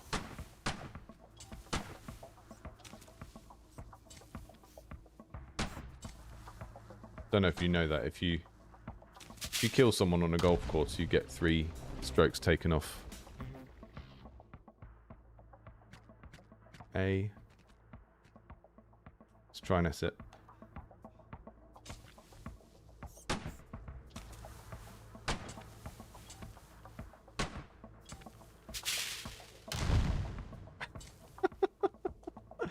I know it's annoying to watch someone pressing restart on a game, but I am very much aware that this is how people will play it. You have an incredibly sensitive kind of scoring criteria in a game where people can quickly restart, they will.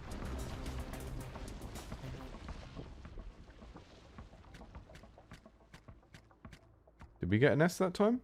Yeah! The S is a little bit hard to see because everything's orange.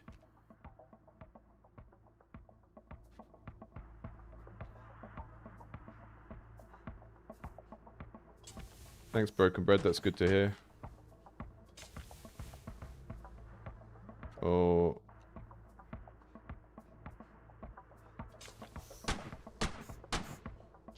It's also feels slightly nuts in a way, in a nice way, but you know, I set this channel up because I got sick of doing consulting on free-to-play games and like educational games and like projects that I just generally didn't believe in or think were particularly cool. And I always knew I was going to have a bit of a struggle on YouTube because the dominant way of understanding like the validity of someone's views on something here is like, what have you released? You know, very like macho young man attitude that is like the only person that can possibly teach you anything about a thing is the person who made the most money doing it, which is true in many cases, and I don't think it's totally invalid, but when there are a lot of people that I have to deal with who have that kind of opinion, and like they're just like, what have you released? I thought, well, I haven't. I had to work on other people's games. That's a product of lots of things. Part of it is that they sort of, you know, are so embedded in the kind of techno culture that they think that the programming is the most difficult bit, and it's only the most difficult bit when you don't know how to do it. And that's not to undervalue programmers, but it's just to say that, you know, when people first start out making games and they're learning the programming and it's really difficult, they then think that the entire success of a game is due to the technical implementation, and it's like, no, the technical implementation is the bare minimum that a game needs to exist, and plenty of very well programmed games exist that no one wants to play, so there must be something else, right? So when I hear stuff like, oh, I'm citing you in meetings and stuff, it just feels mad to me, because I feel like I have this like lack of authority within the indie game space because people are so obsessed with watching interviews with someone who had one like very, very commercially successful game, which is not my background in the slightest. And it does make you a little bit insecure being a person in the space who is trying to like help people think about something in a particular way, and they're not interested in it, and they're like, "Oh, I'm only interested in hearing from a person if they've made this amount of money doing the thing." And it kind of goes to show when someone hasn't met any academics in their life, because there's so many academics where they're like, you know, globally famous for doing a thing or writing about a thing, and then they don't make any more money than like a doctor or a school teacher or something like that. Because we just have different priorities, and you know, it'd be nice to. It would be nice to make lots of money, but it's not why we set out to do the things we do. And that's why academics are so easy to underpay and exploit, because we have a weird set of priorities where money is quite far down the list of things that we care about.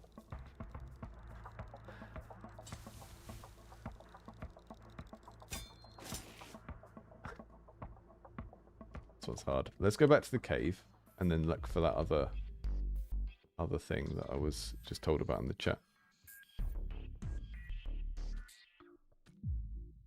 Where's the quests we said about on the level select, was it? Let's see what's going on in chat. Meta Mario, if I send you pie, can I get a longer critic? I don't know what we're looking at.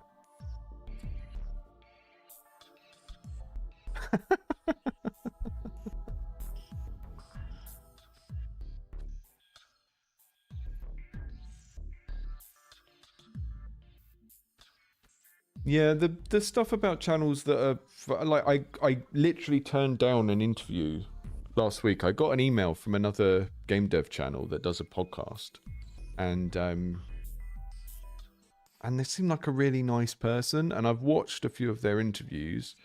I won't say which one it is. A little bit smaller than this channel, but they've had some big people on, so it wouldn't be like a bad thing to do to go on it. But they'd had a certain amount of interviews they'd done, and the actual content of them was pretty good.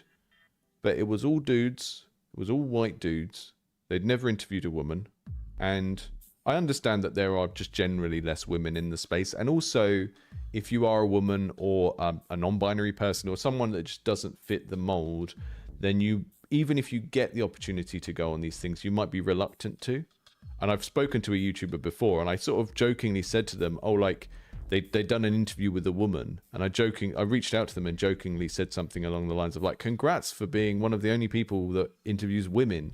And I said it as a joke, and then they got back to me and said, yeah, actually I really had to police the comments, because the way that people were responding in the comments on YouTube was awful, in terms of just like sexualizing the person they were talking to, or just doing stuff that was like not cool.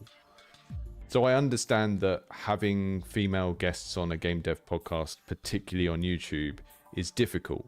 But I looked at this person reached out and they asked if I wanted to do an interview, and they didn't have any female guests. And I said no, partly because of that, but also a lot of, and I've talked about other, you know, this isn't the only person doing this, right? This is a cultural norm across that section of YouTube, but most of the video titles or the thumbnails were emphasizing how much money someone had made or how many units they'd sold. And I said to them, I like what you do. I've listened to some of it. You're having really good interviews with people, but I don't want to be on podcasts where game dev is framed in this way. And I understand there's a certain degree of like, you need to package things in a particular way on YouTube to reach an audience. And I've started doing it a little bit more. Like the next video I put up, you'll see the thumbnail and you'll be like, what is he doing? But because you have to package things in a certain way. But I think whenever you're framing game dev conversations about units sold and like this person worked out this trick for doing this, you're attracting an audience that aren't really interested in the craft of making games. And it just becomes a race to the bottom, because everyone just wants this immediate, like, how do I de-risk this thing I'm trying to do? How do I, and I think generally it's targeting people that are not in a position to make good games or make a full-time living making games. Because everyone I know that has a full-time living in the creative arts in some way is just an absolute nerd about their craft and will happily talk about like what shade of pink or green something in a game should be for like 30 minutes or something. And everyone I know who runs a creative business or does creative work full-time is like that and doesn't want to talk about money and stuff like that. So I feel like every time the content is leaning in that direction in terms of how it's packaged and framed for an audience, it always feels like, yes, okay, you're maybe going to get a bigger audience by doing that because there is a bigger audience of people who want to make games than there are people who are actually like competently making games and want to know how to get better at it. There's just a bigger audience, but you're always going to get a more unpleasant audience, I think, as well, because they're there just to kind of try and work out how to hack the system from you rather than to engage with your actual thoughts and the craft of what you do and who you are as a person. And I saw that, you know, I've already had my ramble about how people responded to the pronouns discussion in our last book review. I'm not going to repeat that ramble, but I saw a little bit of that there where, you know, people think, oh, if something's educational and it's about game dev, the goal of it must be to help me do my business stuff. And it's like, well, a lot of people aren't really at the level where they really even need to be thinking about what they're doing as a business. And I feel like that broad focus on biz dev is very much selling a dream to people where it's not really appropriate for them to be thinking that way about what they're doing yet. We've seen 2 games today where it's like, absolutely, this is a good commercial game, but very frequently I get games sent to me where it's like, it's already on Steam, it's already asking for wish lists, and it's just not a professional quality game. And I think that section of game dev YouTube and bits of Reddit really encourage people to like throw the baby out with the bathwater. There's a lot of very antisocial people on Reddit that are like, you know, really kind of, and a lot who aren't as well, you know. I'm not like, not everyone is the same, but there's a lot of people who are like, yeah, follow the dream, you know, quit your job, do all of this stuff. And it's just not, it's not a kind of socially responsible way to think about doing something that is so risky and so based on a set of skills that you just might not actually have yet. There's so much of this kind of dreamer type stuff that is just, I can understand why people do it to get like eyes on what they're doing, but I just think that there's not really any place in the creative industries for people that don't just enjoy doing the things that they do for the sake of it. Because you're always, and I'm not like the only person who thinks this. I've seen Tim Kaine express exactly the same sentiment probably 3 or 4 times. Because people regularly ask Tim Kaine, like, if I want to get into making games, what should I do? And he just always ends up having a massive rant at them about, well, you should make games, you know? Like, if you're thinking about how you would like to make games and that thinking is not resulting in you just picking up the tools and starting doing it, and you're doing all of this kind of pre-judgment about like, oh, but will I be able to get a job? Oh, but will I be able, is it worth it to become an indie game developer? You know, can you make enough money? What are the chances of success? If you're doing all of that calculation, then you don't really want to do it enough. It's so strange. It's like, you know, imagine like being a full-grown adult and basing your idea of whether or not you're going to learn to cook on whether or not you'll be able to eventually open a Michelin star restaurant. You know, it's just like, just learn to cook. Don't think about the learning to cook is going to benefit you in many ways, and you don't need to like have the possibility of becoming a restaurant owner to sort of just start learning to cook and then work out later on whether it's something you want to do as a business, you know? I do wonder if a lot of it comes from like people with very sort of conservative parents who are like, you should only spend your time on things that you might be able to make a business out of or get a job doing. I do wonder if there's a lot of that going around, because it's sort of like people are scared of being bohemians, you know? They're scared of being a struggling artist. They romanticize it, and they're like, hey, I'm the little man, I made this game all on my own, and they kind of romanticize that thing, but they're a little bit scared of just doing something because you love it. And I've you know, expressed this in the past, and people are like, you can only say to do things because you like them, because you're coming from a position of privilege.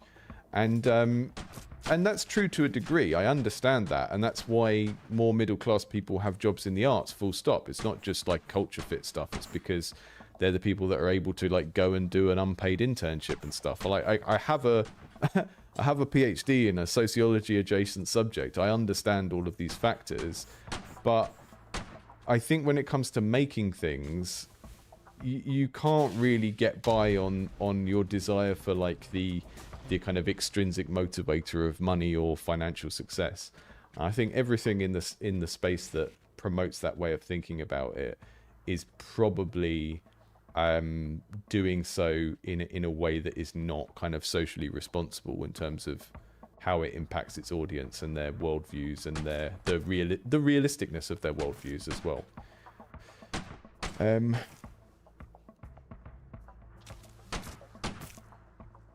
not everyone's like that. Not everyone's like that. I would say people that I think are good role models. I'm not going to like call out people that I don't think are good, and I think those of you who've been watching me long enough will have seen when I've done that. And I think you'll see it now that I've pointed it out. If you haven't noticed it before, you'll see it. You'll see that there are these interviews where it's like, this person sold this many copies. And then you look at it and it's like a famous director of a AAA studio, and it doesn't even have their name on the video title or something, because the focus is so much on their rewards rather than their actual creative accomplishments. You know, you'll see it everywhere, but there are good people in the space, and I don't want to like underplay that. So for example, I think the way that Code Monkey talks about this stuff is good, right? So Code Monkey talks a lot about how you can make relatively small games that sell like, you know, 10,000 copies or less, and you can make a sustainable living that way if you keep your costs of living low, right? There are people out there who aren't selling this kind of pie in the sky dream of, hey, you can't even code yet, and in 2 years time you could be making generational wealth, which I've actually learned is a trigger phrase. If anyone uses the phrase generational wealth in this kind of enthusiastic way, it probably means they listen to like Manosphere Investment Bro podcasts, because that's the only group of people that I ever hear use the phrase making generational wealth. So watch out for that one as well, because if you hear game dev YouTubers brag about how someone is making generational wealth, they're probably not actually a game dev YouTuber. They're probably like a Manosphere YouTuber that just happens to occasionally talk about games. I really, really like this game. I could sit here and play this for ages. It's not totally clear which sort of limitations that we're experiencing here are the demo. Like I haven't hit a particular part of the game where it's like, hey, this is why you can't play the rest of it. But I would happily sit here and play this for a much kind of longer period of time if I could. I just really like all of the parts of this game. I think it's really nicely presented. I think the way that the different parts of the game fit together, the kind of very short but challenging levels, and this kind of cute little upgrade location, it's just all really nice. It's just great, yeah.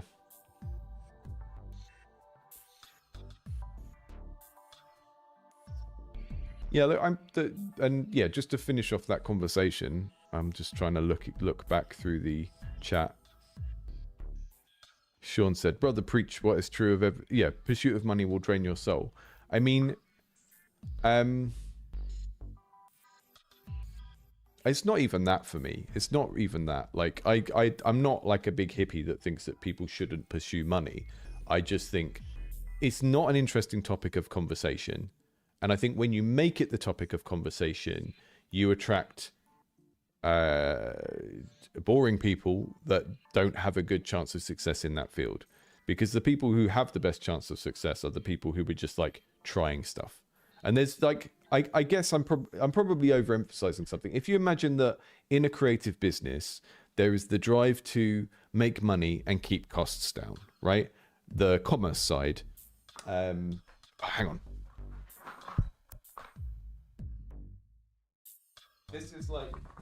This is the best book that I've read on this. It's back to front, but it's called Up, Down, Up. We covered this on the podcast. I don't know who it was in the chat that was talking about being in a studio, but this is one of the best books that I've read on this topic. And they talk about this, like the false dichotomy between craft and commerce, right? Is that craft people want to make good stuff, want to be creatively challenged, want to make interesting things and like express their own taste about what they think is cool and stuff. That's what crafts people are like. Commerce people want to make as much money as possible and keep costs down. And the kind of argument that's put across in this book, which is based on interviews with like a load of different kind of CEOs and company leads. So just have a quick look at who's in this book.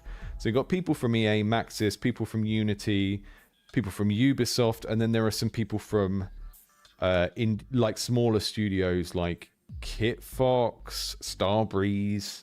I mean, that didn't end up a small studio, but it was at some point. It's based on interviews with like dozens of senior games people in all different sectors of the games industry. And there's like a chapter about how the commerce versus craft thing is a false dichotomy, because like a successful studio is one that manages to work out how to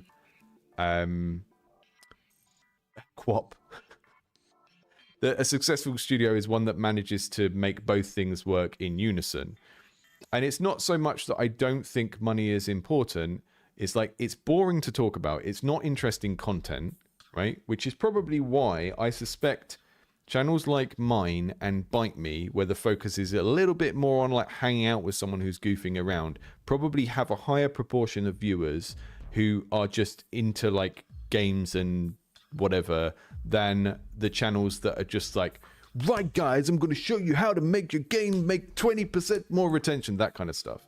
And it's a balance of these things. And I think as soon as you put the emphasis on that thing, you attract an audience that are primarily interested in that thing. And it could go either way, right? It's very hard to be like right in the middle and emphasizing both things equally. But I do think the packaging that emphasizes how much money someone made is just going to attract people that aren't very good at the thing. And the reason I think that is from like a craft perspective is if you're very curious and passionate about making things, whether you're more on the artistic making things beautiful side, or you're more on the code, like working out how to engineer things side, then you are going to be much more willing to experiment and to redo things when they need redoing and all of that kind of stuff. And the people that are much more interested in efficiency, you need those sorts of people sometimes. And if you're working on your own, you occasionally need to think that way. But I have seen so many bad games where the kind of reason why they're bad is like an unwillingness to experiment and an unwillingness to like acknowledge when things are bad and redo them. And I think sometimes people see like me working on one of my games and it's like, whoa, why have you changed so much? Or why have you got rid of that thing? And it's just like, well, it wasn't good and I had a better idea and I enjoy everything I'm doing enough to be okay with throwing things out and doing new things. And I think often one of the reasons why people who are new to the technical side of making games often struggle with game design theory or what game design theorists or more senior game designers have to say about game design is that we put a lot of emphasis on iteration and doing things over and over again and redoing them until they're better. And when you're kind of still struggling with the technical side of things, like a lot of the people who watch this content will be, right? If you think about these other channels where every interview is how much money someone made, a lot of the people watching that have probably just picked up a game engine in the last 2 or 3 years, and they're really still struggling with the technical basics of what they're doing. And I still struggle with a lot of technical things, and it's why I'm able to, I'm lucky that I'm able to get higher help with some of that stuff. But when you're struggling with the technical aspect, then someone saying, oh, you should redo parts of your game, or you should iterate in such a way that sometimes you're just going to have to throw things away and redo them. I think that's quite alarming to people because they're just not fast enough at their tools for that to be okay. When you get to a certain level when you're just like coding for fun and you don't have to constantly learn new things in order to make the most basic thing happen on the screen, then the kind of stuff that we tend to focus on this channel becomes more relevant. Because instead of it being like, oh, I spent 3 months coding this thing and everyone's telling me it's terrible, but I don't understand how to refactor my own code, and I can't, without just totally starting a new game, I cannot fix this problem because I'm not technically capable enough. Then it's kind of understandable that people that are at that stage would struggle a little bit with kind of game design craft talk. Because, and it's one of the reasons why I don't do like GDD reviews anymore. When I first started the channel, I set up a Fiverr and I did a couple of GDD reviews for people, and it was just like, I cannot tell you whether what you've written in your document is a good idea because I do not understand what you can execute. And a GDD is like a production plan. It's kind of like, here's what we plan to do and here's why we've made these design decisions. And if I can't see what you can actually execute at a technical and artistic level, I cannot comment on whether your idea is a good idea. And that's one of the reasons why this channel is in this format and why we focus so much on like looking at what someone has already made, because then we can see what's already there. And if with either of the games today, you can look at what the person has done and you can kind of understand the scope of what might be reasonable tweaks to that game based on what the person has already made. But anytime someone you don't know says, hey, do you want to hear my game idea? It's just like, well, no, not really, because I don't know what you can do.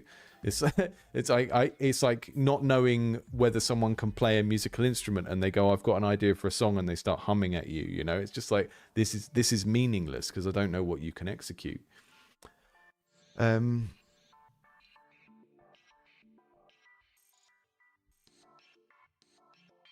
much settings do you need? All the settings.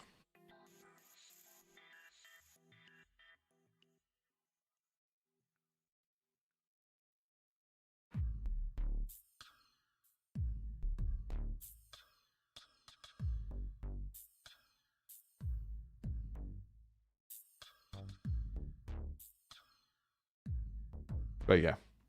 Anyway, I'm going to stop rambling because I've got other stuff to get on with. But thank you all so much for joining today. And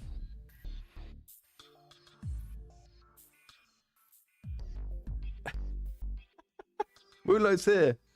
Thank you for joining, Wulu. I had a lot of fun with this. It's one of the ones that I will either be recommending to people in future, or the next time I get around to doing a like recommendations video, I suspect this will be in the list. So I'm trying to occasionally do like a retrospective video that is just aimed at gamers more than game developers, and it's just like, hey, here's some good games. I did one in January, I think, or December, can't remember. I might do them quarterly, but I feel like this is one of the games that would make that list very, very quickly, because it's just good as it is. The first game that we played today was good, but it felt like a minor corrections type thing. It was good, but it could be made better with a few tweaks that hopefully aren't massive. Whereas this one is just like, yeah, this is really, really good already. I'm very, very stoked for this, and I would play the full version of it given the chance. So yeah, thank you all for joining today. If you want to submit a game for this stream, indiegameclinic.com. Don't submit a game where there's only a week-long window of time that I can play it in, because that's not how my scheduling works. You can send things that are much earlier in development if you've got prototypes on itch and stuff like that. We check those out. I do have times where I will prioritize more finished, polished-looking games like this. It just depends what's in the backlog. We've had weeks where I just get all of the games that are like itch browser-based games from the list and get like 16 of them and try and play them all in 3 or 4 hours. I like doing those as well. And at other times it's like, okay, we get a few games that have a similar theme and we put them together. It just really depends on what's in the backlog. It's a long backlog, there's a long waiting list, but it's also not first come, first serve. I pick stuff based on how it goes together. You can also support this channel by patreon.com/indiegameclinic. That allows me to do this channel full time. That means doing streams like this one. So basically, everyone who gets their game looked at on that stream, that is like a public service that is being paid for by everyone who does this. Right, so we're Patreon funded. That includes stuff like this stream. It includes the video essays that I do, I'm going to put the next one live after this video, I think. And podcasts, we've got the Game Developers Library podcast. There are a couple of other podcasts in the works that are either about making games or about indie games themselves. All of that is kind of made possible by people that support the channel on Patreon. Also, thanks to everyone who is a YouTube channel supporter. I'm very grateful for that as well. I am eventually going to turn off the YouTube channel memberships for a couple of reasons. One is that Google take a bigger cut than Patreon, and the second one is just that it makes it harder to give you rewards. The integration between Discord and YouTube is not as good because YouTube don't want you to go off the platform at all. This Patreon allows me to upload a load of extra stuff. So when I do a video essay, every patron gets early access to it. Sometimes I'll put up notes on things I'm working on, like book chapters. I'm working on a book at the moment. Video essays like a week or two before the video gets made. Podcast notes, so you get like the Cliff's Notes versions of bits of the books that I read for the podcast that you find interesting. All of that kind of stuff is on there, and it's just way easier for me to do those little rewards and stuff on Patreon than it is for the YouTube membership, because YouTube really want their memberships to be based around, hey, you join this channel on YouTube and then you pay for a membership and then you get extra YouTube content. And I've never really wanted to do that. Like, I want the YouTube stuff that we do for this channel to be open to everyone. I really, really didn't like having members only videos. I had a stage where occasionally I'd have a video that I did that was older and I didn't really like it, or I sort of wasn't proud of that video. And instead of setting it to private, I would set it to members only, so members would get a little bonus. But then people started asking me about them, and the way that YouTube is laid out is it really pushes the members only stuff even if you don't want it to. So I'm going to be shutting that stuff off eventually. So if you do support and you're a YouTube channel member instead of a patron, I'm really grateful for that. But as soon as I can afford to, I'm going to shut that down, because Patreon just makes it way easier to like give supporters more rewards and stuff like that. And YouTube makes it all about trying to convert non-patron supporters, non-channel members into channel members, and I don't really like that, because I think there shouldn't be internal paywalls within YouTube, because YouTube is supposed to be like most people experience it as a public open platform, so it feels a bit, I don't like how it feels when there's stuff on there that's just constantly being pushed in your face to unlock it.